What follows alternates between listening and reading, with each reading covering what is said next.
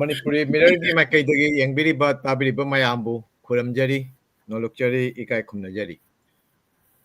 Ngasi akwai Manipuri Mirror Gay Chahi Manga Suba 5th anniversary celebration gi Marini Suba Tauramni. Asidai Sida Mayambu Taram no Okjari, Loinana, akwai Ngasi session Asida, akwai platform Sida, join Tawiri, Manipurdagi, Oja Said Ahmed, Dr. Said Ahmed, Aduga Loinana. Ngasi hiram haitar ngasi topic sina Mapan Manipurda Meitei Pangal asigi matang ojana maruena ngangbi gani aduga loinana akoina supplement ba koi khara khangning ba natragana khara sidei sida discussion sida saru yabina ba haiduna koi Bangladesh tagi oja ani lengsen bidun laire an bada oja Khurshid Ali koi Bangladesh kini Adompur Bazar koi Maulavia district tagi oja Khurshid Ali laire aduga loinana Sajadul Haq Shopon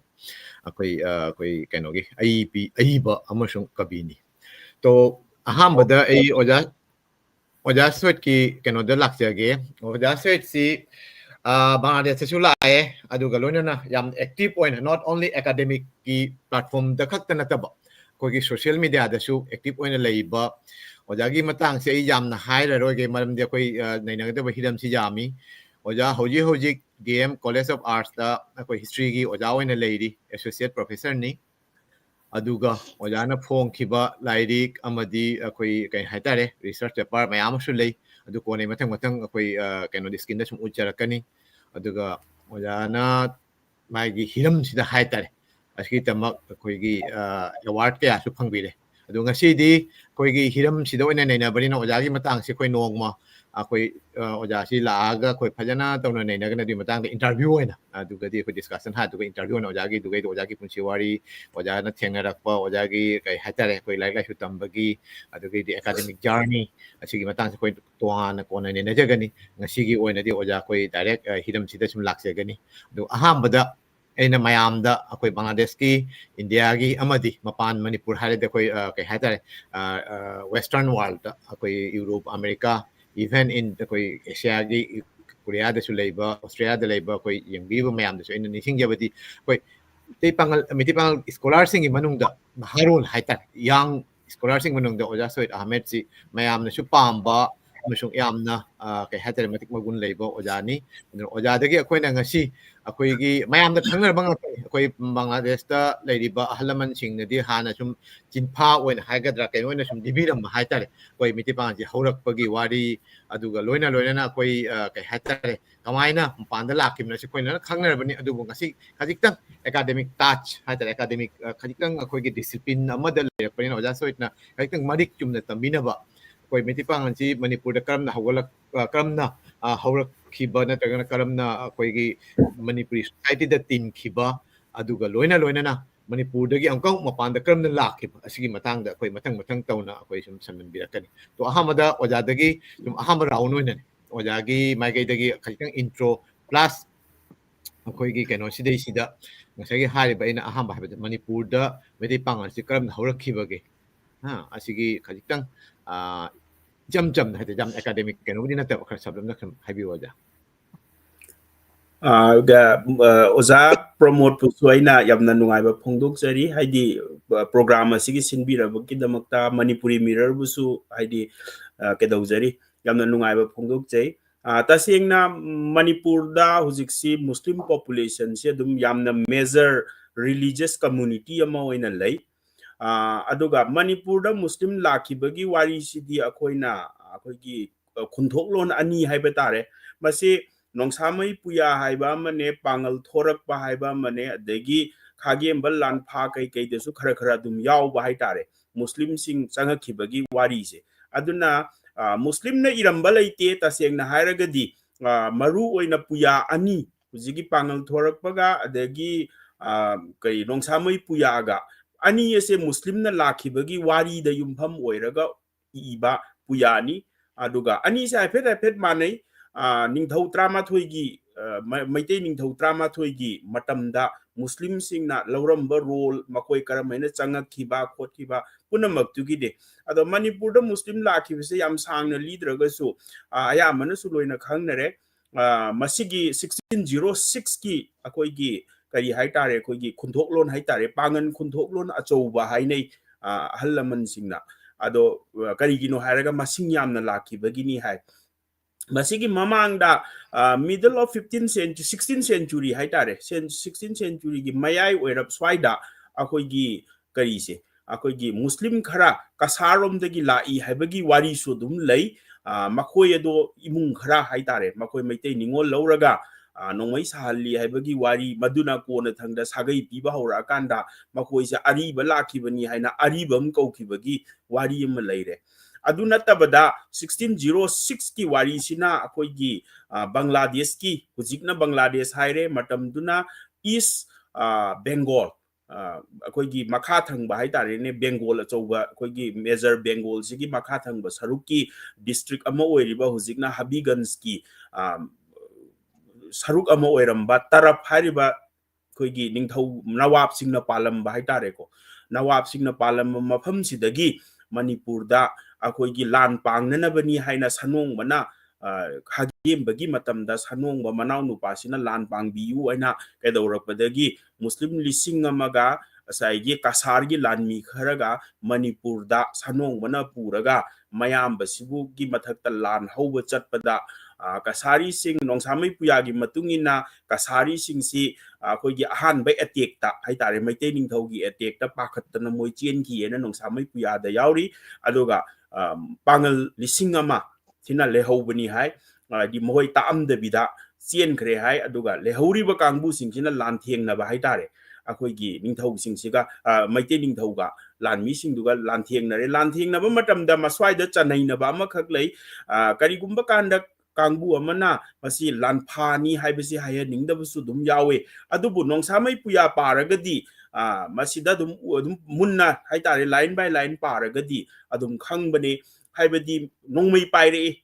pangan lising amase nongmai paire ena nongsamai puya da dum iri ado nongmai paire maitei gi nongmai matam du da marang kaina leite aduna lan se ngamoi dabagi mawong urakpa khagem base munon khan haibaduna hat kadagi tawi haibagi wari ama maduda nongsamai hujiki jai sing hairi sina kalhobagi wari ga so dum yauri basida marak sida upai leiro ena khalakpadagi bengali lon khangba hujiki lari yengbam sagai gi kari haitare yumna ki akoi gi kari haitare hujiki akoi gi jai sing kona thangdana nongsamai haina maming thon griba mathau na leibagi haitare nungsaguma ba mini haiba aduna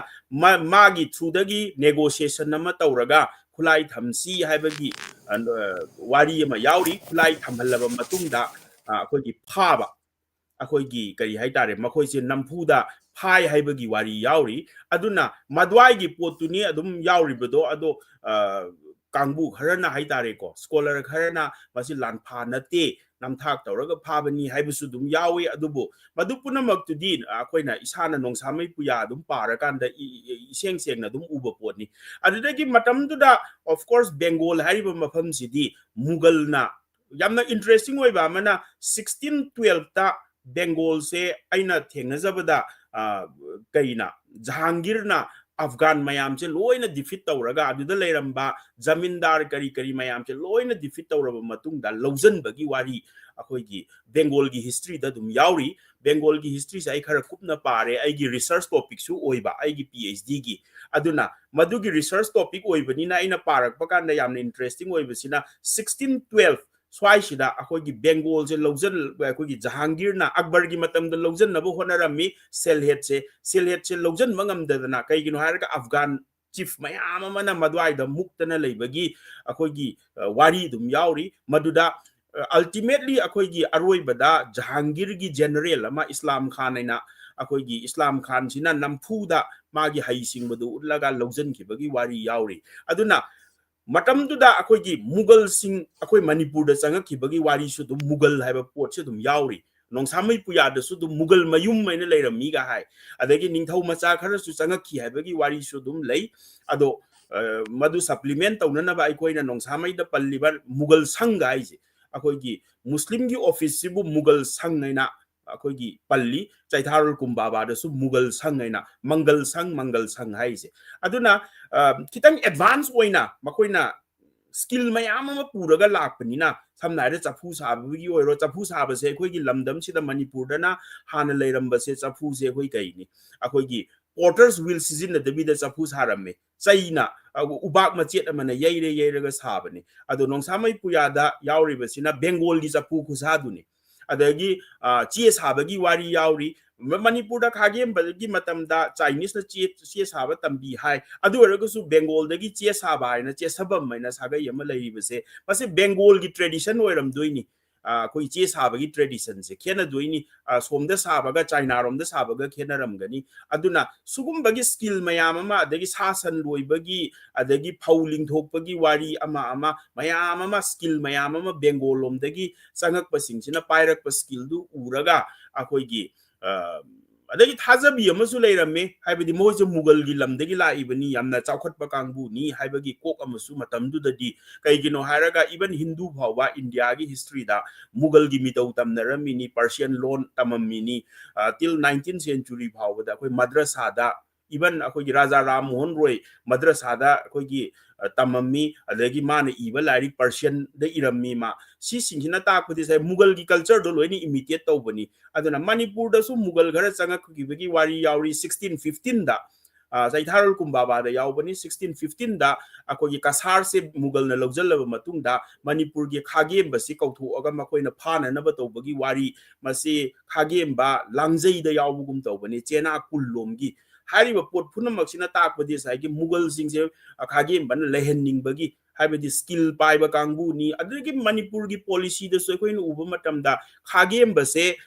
kai nation builder ni gaina khogi oza gangumai kamai koi na so hai kai gino hairaga ma se yamna haising bai batare ado magi social policy yam thagat le hujikan di yamna tamnare adagi magi matamda theory of kingship ka se khogi ningthau se ningthau amagi saktam se kamai no oigani ga haiba adagi industry mayam ma hangba samna haida khoina teli dhau yon bagai naga magi matam daga hangami ba adagi mayang hisa sangai naga hangi ba adi industry mayam ma hangi ade pangan phundrei gaina ado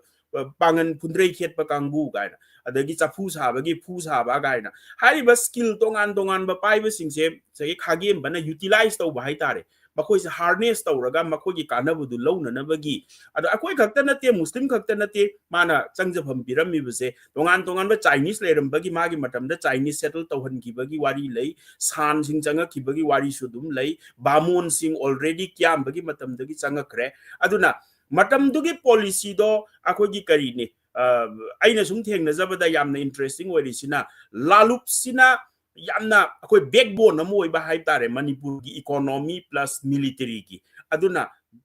mi yami matik akoi gi lamdi yam leire matam duda lalup ama yawbada kari akoi gi lawpari ani ra kaino pibugum tawbane gangu mai gi laik taga yawi do adi lamsi am chauna piramme ba mi yam da ba aduga lamhang na yamna leiba nina Mapan dagi lakwa mi se lehelaga revenue su ka ba lau basu adi westland mayam sing se lau bagi potama ani su bana Burmese na yam toina landarak pa na traga west rom dagi Bengal rom dagi tara iba landarak pa singse ngak na ba lalup se linghan ba darka lei haiba potse mase arke jhaljit ki light su tum yaw bani haiba di outsider singse masi lehalaga population hengat han ba aduga aikoi gi economy phagat han ba military strengthen tau ba haiba policy ama adum aikoi na uba phangani madudi aduga hujiki meeting de yengaga budi Mapan mayam pusalamme haibagi potuna totally different argument amo oire akoi na matam dugi situation du de yengba ta bani kaigino hairaga garib niwas na pan ba swai daga di Burmese ka lan tauna ba se angak pa phangna tauna khre aduna lalup se yamna lingdradi adabani na yam pikraba akoi gi tampaki lamachet amada lalup amana Burmese ki lan achu mayam ama lan dara ising do thengnara ini adu ngamakta badagi saigi 1819 to 1820 26 phaugi saigi chahi tare khuntak pagi potu su la ini dana aduna aigi wakhan dadi saigi akoina ngasi gi meeting dagi sum yengaga akoina history se nainarakpa matam du da kai do bagi mahoi changa ino laihallina kari gino amana karino haibagi pot amarom da sum chat ki budu maina su tawe khoi gi argument jingse ado matam dugi socio economic political situation to the yengaga akoina history se nainaragadi hena mayek sengadra khalle aduna muslim sing changa aga 1606 ki matung da su akoigi family macha changak pagi wari lei punamak tunani akoigi muslim community ama Manipur da haitare ko changaiba adugi marakta akoigi maitai dagi onjal lakhiba muslim khara su dum yawe hariba pulap sina saba muslim community ni hai tare akoina maitai pangal haraga manipur da khara na pangal su hai khara na maitai pangal su hai do manipuri muslim hai su hai na ba yawe sigi community se sumaina form tawrak pani aduga society economy de yenga na saigi laiminaru rabani maru ani amna ngai bese nupi purak bagi case ani ra kaino khokne nongsamai puya da yauri se adagi haitare bengal dagi nupi lakhi bese atai di loina ma maitai ningol lobani na du imung amada maitai ningol duna yum pura abani na maitai gi influence am chauna lerak pai bese masana ta bani saigi cha doriba thakka doriba set ka doriba punamak se saigi nupi duna tawrak pani na maitai ningol gi macha masu oibani na ai khoida saigi chauna maitai gi culture ama chauna ubudo akoina hujik pudi hoi islamization lakpa revivalist movement lakpa dagi budi sengbu ini adu tawrini si yadi haibagi pot lae matam amadadi ai wakhandadi asaigi maitai ningol singduna imung purambanina makhoi gi londu lole bengali kaukre aduga phije chakcha da bu oiro yumlei kairei da bu oiro punamak se saigi maitai gi culture ama yam chauna mami tarammi haiba dunia ina swaida sum si kadang hana thamjaki ge yam nungaijare oja akoigi tentakna akoigi kai haidara akoigi khangningba natragna mayamna yamna khawrangna ngai basini ojagi wahai singi tanaba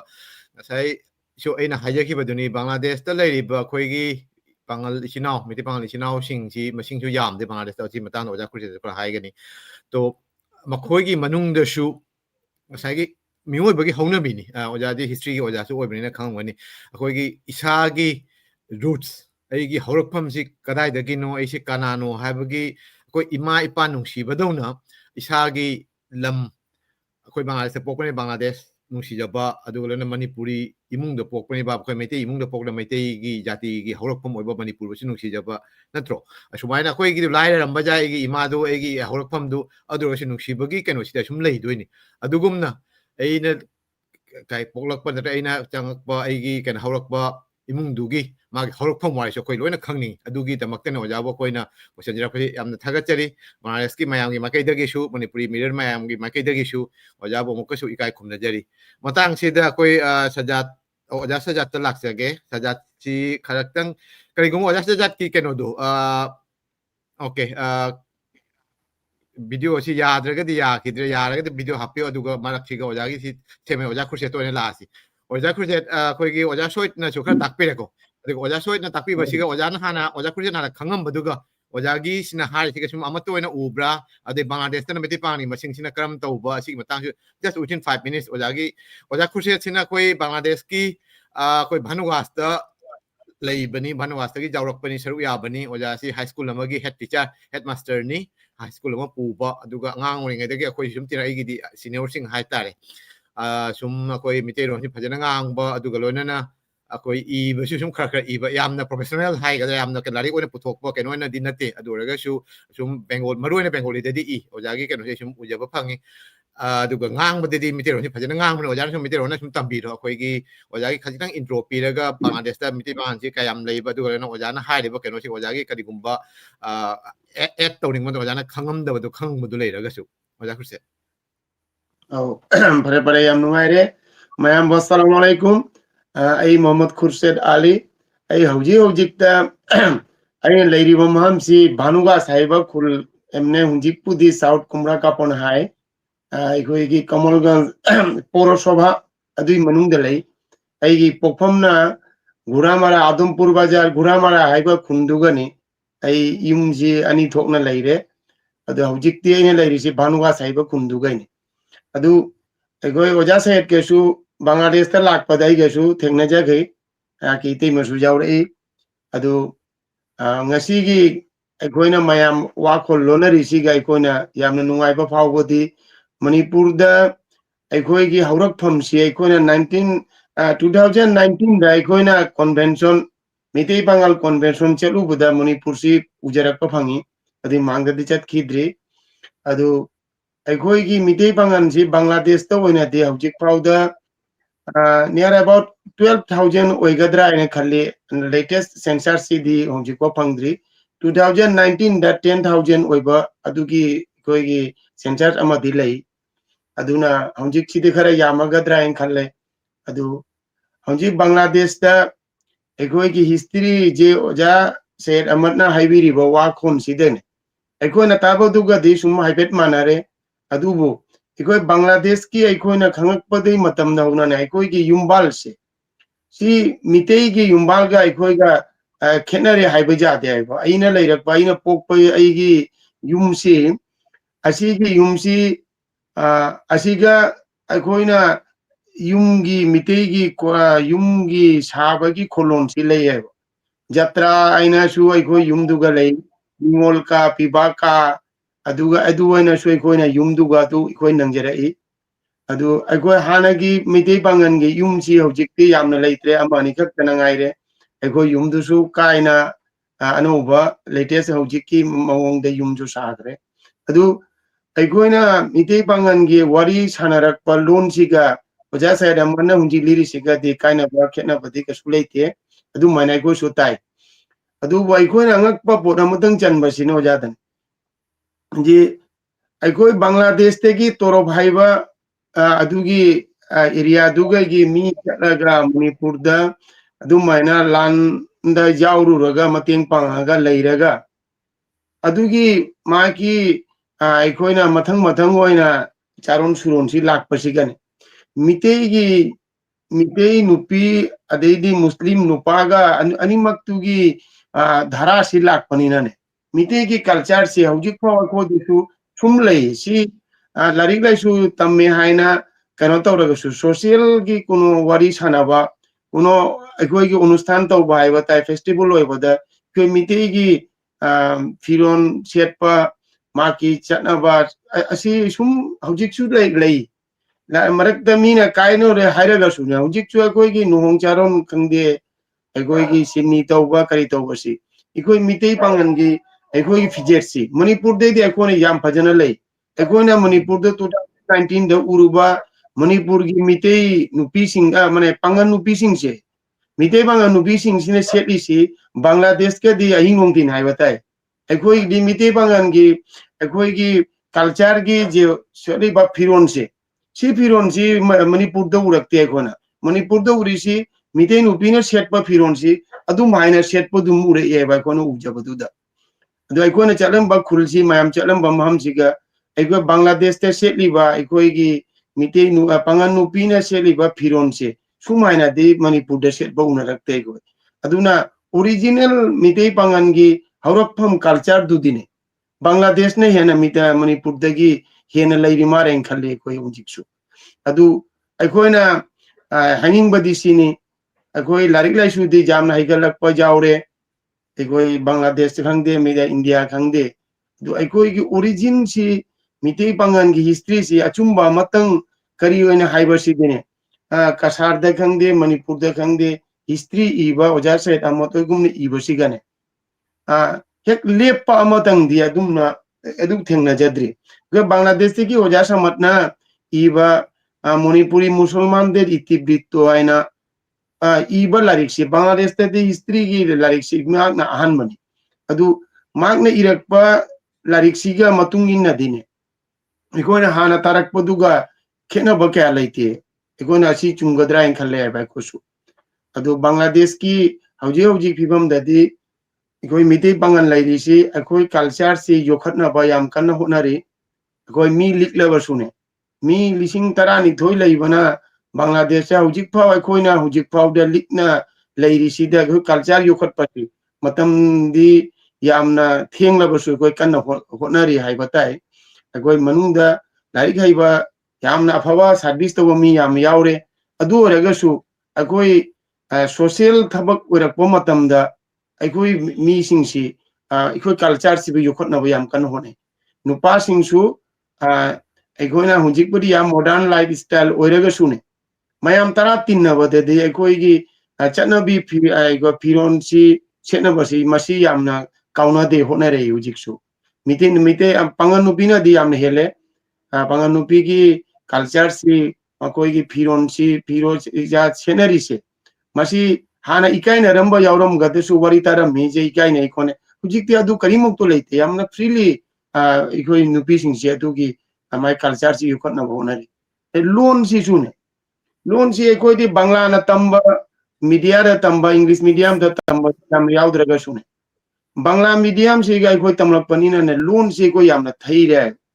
ꯑꯗꯨ ꯑꯣꯏꯔꯒꯁꯨ ꯍꯧꯖꯤꯛ ꯑꯩꯈꯣꯏꯒꯤ ꯕꯪꯒ꯭ꯂꯥꯗꯦꯁꯇ ꯀꯨꯅꯣ ꯙꯔনের ꯑꯣꯔꯒꯅꯥꯏꯖꯦꯁꯟꯅ ꯀꯨꯅꯣ ꯐꯪꯁꯟ ꯑꯃ ꯇꯧꯕ ꯇꯥꯔꯗꯤ ꯍꯩꯕ ꯍꯩꯇꯕ ꯑꯩꯈꯣꯏ ꯃꯁꯤ ꯃꯤꯇꯩ ꯄꯥꯡꯒꯜ ꯃꯤꯇꯩꯂꯣꯟꯁꯤ ꯁꯤꯖꯤꯟꯅꯕꯁꯤ ꯌꯥꯝ ꯀꯟꯅ ꯍꯣꯠꯅꯔꯦ ꯍꯧꯖꯤꯛꯇꯤ ꯑꯗꯨ ꯌꯥꯝꯅ ꯃꯁꯤꯅ ꯑꯩꯈꯣꯏꯒꯤ ꯖꯥꯇꯤꯁꯤꯒꯤ आइडेंटिटी लोन से मांगन बजादे हाइबसी एगो बांग्लादेश की मिदी पांगन से हौजिकती याम फजन फील तौरे हाइबो अजु अगोई अंगांग सिंग जी यूनिवर्सिटी लेवल दे यामना वांगना लाइक तंबा याम यावरे अदु मकोजु मोयगी लेरिबा महम सिंग दुदने इखोई लोन सिंगांग बदे मोय तेमुनि काइबा लेथ्रे आई एग्जाम मक्तबो हाइगेबा आई गी चानुबियोमा आई बांग्लादेश एग्रीकल्चर यूनिवर्सिटी दा आई योय DBM I doctor of veterinary medicine दा मा सेकंड ईयर तम्मे हाबो अदु मा की लेरिबा जी मा लेसी रुकिया हॉल आइना ले रुकिया हॉल सिगे लेरिसी मा की मरुप सी मोय अनि अहुम पुन्ना लेबिनारिमी रूम दुगा द अखोइगा एक नुमदांग से अखोइगा कन्वर्सेशन तौबसी अखो वीडियो कॉल दगा अखो फैमिली ngangnabasi फ्रीली मांगंगना रे अखो लोन से दुमाय मरु मबांग सिसु अखो लोन से तारगा अखोइ जु हाना यामना आई इसामक्तसु यामना हंगुई काय बोइरमे आई लोन से आई मरुप सिन तारगा करी खनगदगे आई दो आई एग्जाम बिसिंग दु दे मगोरी फ्रीली सुम ngangi आइबा अदु माय लोन से तारगा माय मरु मबांग सिसु यामना इंप्रेस ओइरे आइबा मगोइदा इस नोय लोन से नोय खंगदी खंगद्रगा लोन अमतसु खंगबो नमदे नोय ngangi सिबु करी लोन नो बांग्ला अमतसु जावदे करी नो ngai यामना मोयसु तासी मंगोय मफोइदा खंगनिंगाय बोट अमसु ओइरे उदि इकाय वाइसे हौजिक अंगांग सिंगसी इकायद्र मारें कले लोन से फ्रीली ngangnare इजाति की सक्ताक पसी मखोइदा कतता हंगो इकाय यावद्रे असी माइखोइगी हौजिक इजाति नाटसी योखटपैदम पॉजिटिव नै ना इदि सुम कल्ले आइ चुम्मे ओजा अजिनि कोई दा no thank you C Yama positive change ni अखोइना कोई हाइरगदे अखोइ 90 की मांग हाइतारे 85 87 88 तगा ओजा कुसे बाइनागा ओजा कुसे नागा मपान ले मतम अदि अखोइगी अहलमन सिंगनागा मपान ले रगदे खरा वाना थोमि हानदि के ngang बसी ओजा से यामने सुनान हाइबदिनि अखोइ मिति भाउदा मिति लोन ngang बसी मपान मयांग मरकता हाइतारे अखोइ बेंगोली मरकता ngang खरि काय गुम्बा they don't feel confident दुगी केनो मले रम अदो होजिकि लाइक लाइक हेदा कोइ मतुंगिना कोइ साबु इसाना खंगजेबो मतुंगिना मदुगी केनो दुमा कायदे हाइतारे जो थैंक यू मथंग दा कोई ओजा खुसेति नुंगाइरबा नमसुंग यामना इंस्पायर्ड ओरबा वारी खरा तारे ओजा सजा तमु लाक्सगे ओजा सजा की केनो सी खजिक्तंग हाइबिउ कोई सेल्फ ओजा सजा सी अइबा सजादुल हक सोपोन हाइना सु खंगनबा सागे लाइक सु फोंगे बेंगोली दसु मितेरोन दसु मरुइना छैरेंग इबनी अदुगा लोइना लोइना बेंगोली दा कोई इसा मणिपुरी मुस्लिम हाइतारे मदुगी मतंग दसु कोई खरा कल्चर अमदि आइडेंटिटी अमसुंग हिस्ट्री यावना सु लाइक अमा फोंखरे मरुइना ओजा सजात इसागी इंट्रो पीरगा अदुगा खजिक्तंग अखोइगी ngasi खनरिबगी मतंग सिदन ओजासु करी खनबा को ओजा सोइना हाइबसिगा करी गुमा सप्लीमेंट नत्र ओजाना करी माइना खनलंबा अदुगा ओइरमिना करी ओइबसि मतंग खजिक्तंग सुम थंबिरम ओजा सजा Tagatsari Pramod. Thank you. No idea. Among the Uja Shed Ahmed, Uja Khurshid Aligi speech Tare, Amna Pajana, Koi Miti Pagan Horokui Maram Uja Shed Ahmed Yam Pajan Lee, the Koi Bangladesh Koi 1606 the Toroptagi Chakiba Hobigons Toroptagi Chakiba Warisi Uja Shedamati Wari the Shiauri Ikoi Bangladesh Ahanba 2017 the Pongba Manipur Musalman de Tibito Uja Abdu Haji Mohammed Abdul Samadki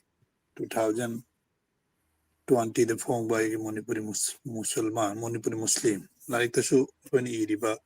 history game Matang the Iridu Uja Shedamina Havaga na kena belaite do Bangladesh ta koi ji ta lairisi Bangladesh Meitei Pangal lairisi ta risi Bangladesh ki Moloja district ki Komolganj ta maximum ni koi na kunta risi Moloja district ki Mapan da lairisi Silet ta kunamani ya jum ahumari tari de chatok ti jum amani layana tai the jai hoji na koshibai wada shi yaure koi Bangladesh tai koi ko loan si hinga pedamakta koi sanskriti si bu yok pedamakta koi organization mayam na shu honari personally shu organization and mayam dai so milito mayam punjan na shu koi ikogi loan si bu hingna baina ikoi hona je adu mayam jo khambirang oni koi saitto gi matang da bangal saitto songshona na shu koi organization am linge adu iso babati gi phampu biri secretary Pampuri Sina Kabi Roshanla Bashi Saitogi Matanga Sanskriti Matang the Sugarok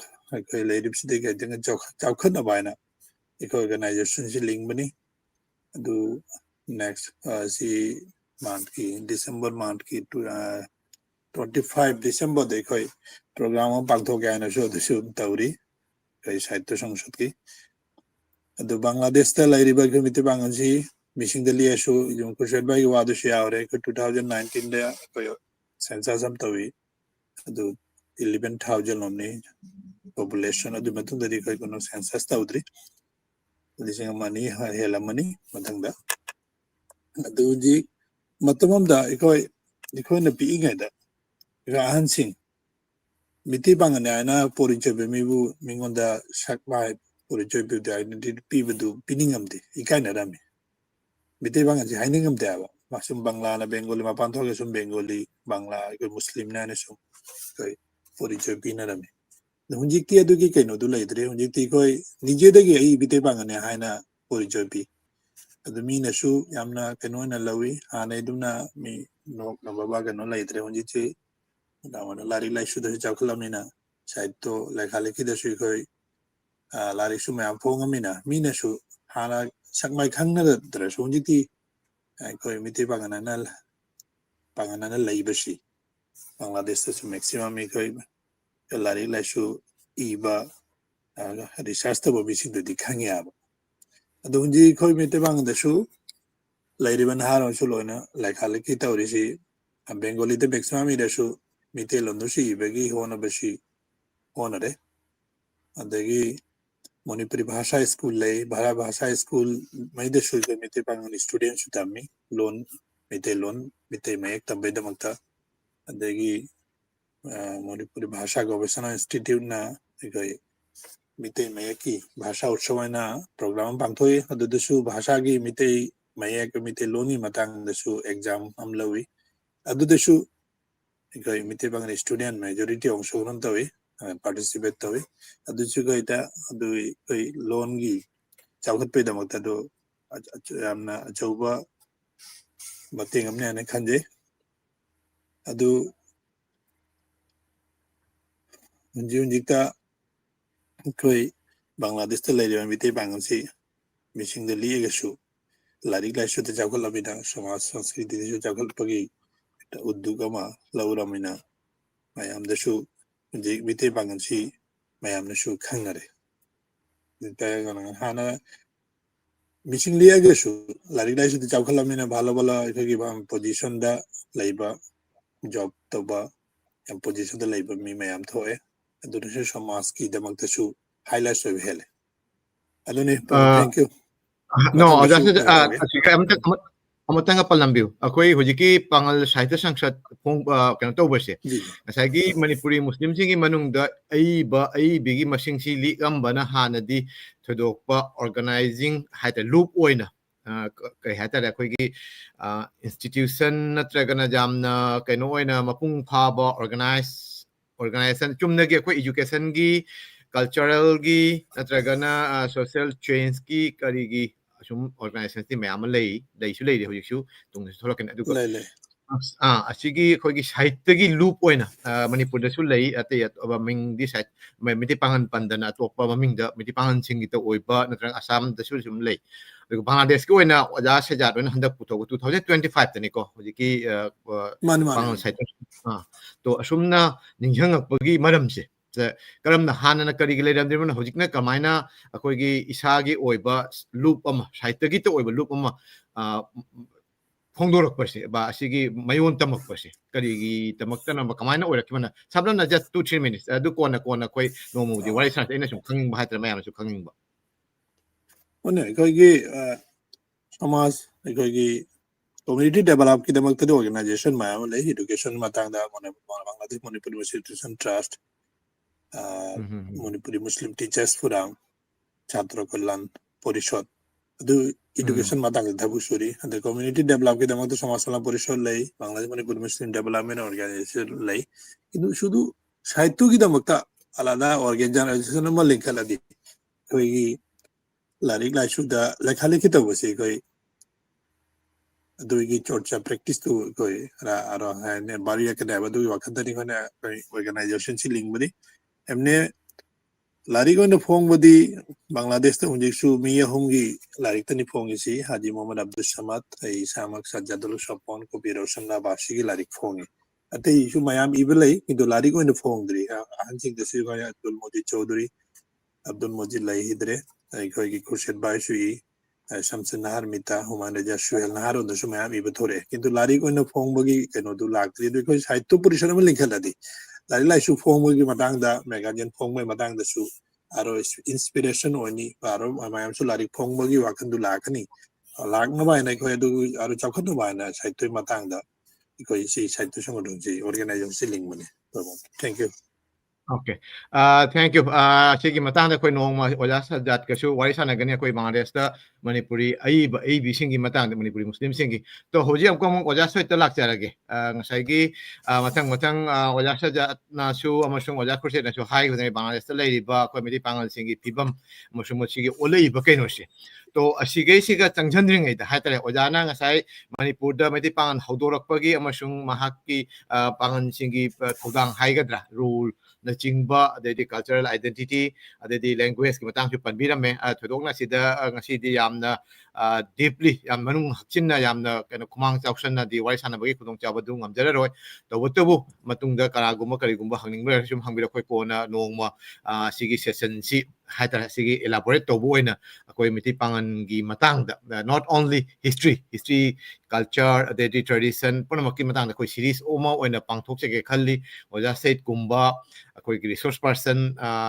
कहते learned person मयाम जो कोई खवरांग नाइजरी मकोई washing जुता सि मथंग मथंग अकोई सुम नै नजर कनी दु ngasi gi oina hojikti oja sum mapan lamda de manipur gi mapan lamda bangal sing sina khundarak pagi sum samla pa khoi wari di sum khangi koi chahi tare khunda ko de koi metei kai hatare la chin na ba sing haigadra koi mapan lamda sum thorok ning dhau na thorok ko de sum oja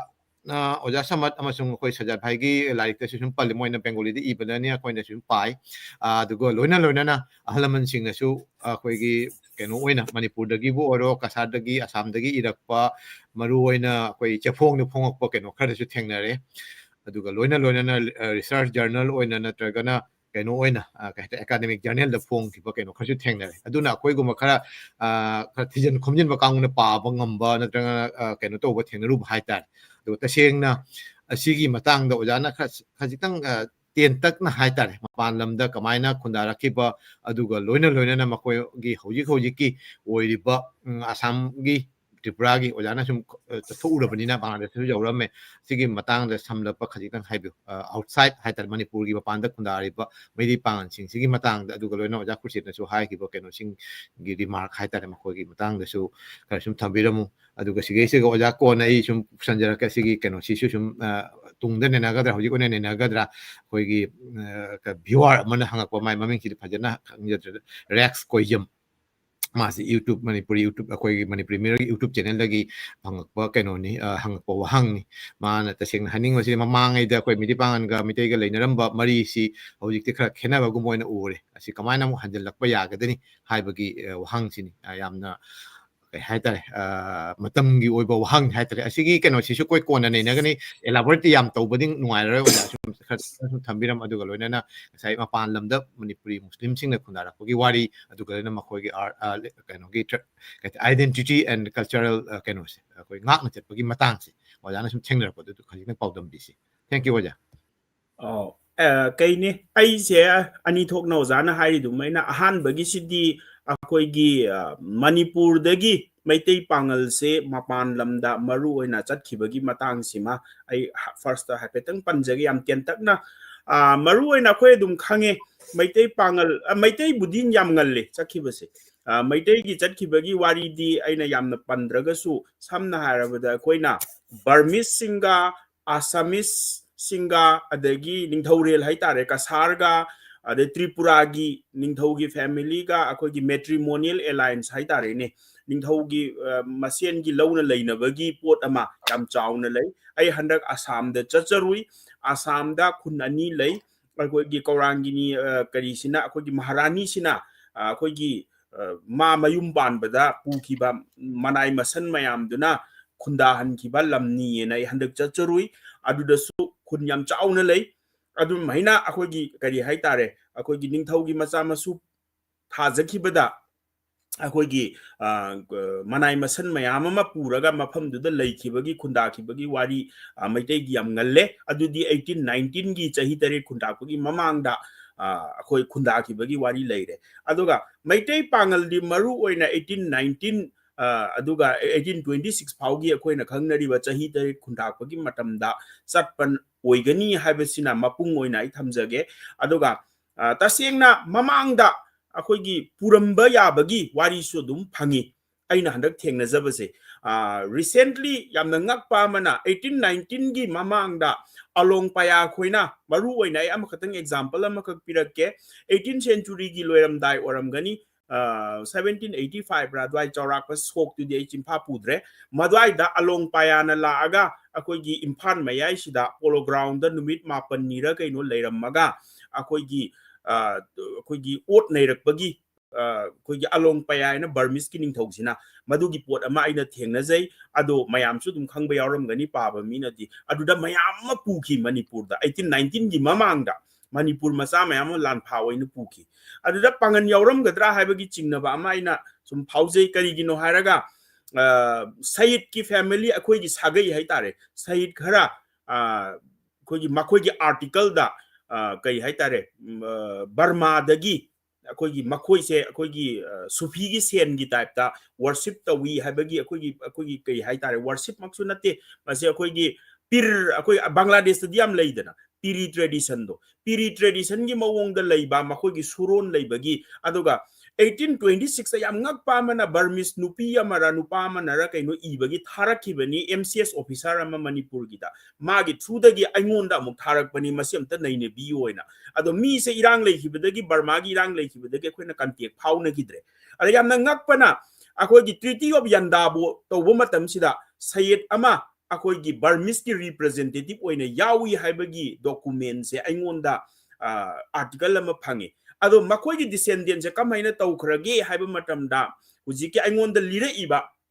ꯃꯤꯁꯤꯅ ꯍꯥꯏꯕꯗ ꯃꯈꯣꯏꯁꯦ ꯑꯃꯦꯔꯤꯀꯥꯗ ꯂꯣꯏꯅ ꯑꯌꯥꯝꯕ shift ꯇꯧꯈ꯭ꯔꯦ ꯍꯥꯏ ꯑꯩ contact ꯇꯧꯅꯕ ꯀꯟꯅ ꯍꯣꯠꯅꯩ ꯃꯈꯣꯏꯒꯤ ꯃꯁꯖꯤꯗ ꯑꯃ ꯂꯩ ꯍꯧꯖꯤꯛꯀꯤ ꯁꯌꯤꯗꯁꯤꯡꯒꯤ ꯍꯥꯏꯇꯥꯔꯦ ꯃꯁꯖꯤꯗ ꯑꯃ ꯃꯈꯣꯏꯅ ꯑꯩꯈꯣꯏꯒꯤ ꯑꯃꯦꯔꯤꯀꯥꯗ ꯁꯦꯇꯜ ꯇꯧꯈ꯭ꯔꯕ ꯑꯗꯨꯗ ꯑꯩꯅ ꯀꯣꯏꯁꯟꯁꯦ ꯌꯥꯝ ꯔꯤꯄꯤꯇꯦꯗꯂꯤ ꯍꯪꯉꯦ ꯃꯈꯣꯏꯗ ꯅꯣꯏꯁꯦ ꯃꯅꯤꯄꯨꯔꯗꯒꯤ ꯗꯤꯁꯦꯟꯁꯦ ꯅꯈꯣꯏꯁꯦ ꯁꯤꯗꯒꯤ ꯆꯠꯈꯤꯕ꯭ꯔꯥ ꯍꯥꯏꯕꯗ ꯃꯈꯣꯏꯅ ꯄꯥꯎꯈꯨꯝ ꯁꯨꯄꯤ ꯄꯤꯔꯛꯈꯤꯗꯦ ꯑꯗꯣ ꯕꯔꯃꯥꯗꯅ ꯑꯃꯨꯛꯀ ꯀꯟꯇꯦꯛꯁꯦ ꯑꯩꯈꯣꯏꯅ ꯐꯪꯗꯕ ꯀꯩꯒꯤꯅꯣ ꯍꯥꯏꯔꯒ ꯉꯁꯥꯏꯒꯤ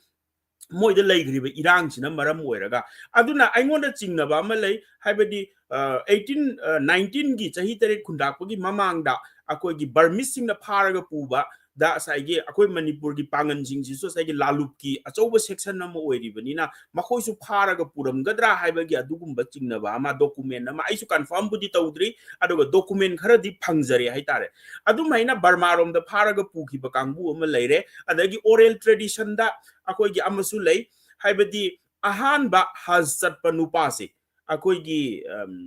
मणिपुर दगी हाइतारे निंगथौगी अयाबा लौरगा हज चलुबा सऊदी अरब द चलुबा मीसिना हलकपा मतमदा चाही 8 खुंटा चौरजित की मतमदनी माने चलिसे Chaurjitna Maharaj oringai gi matamda halakpa matamda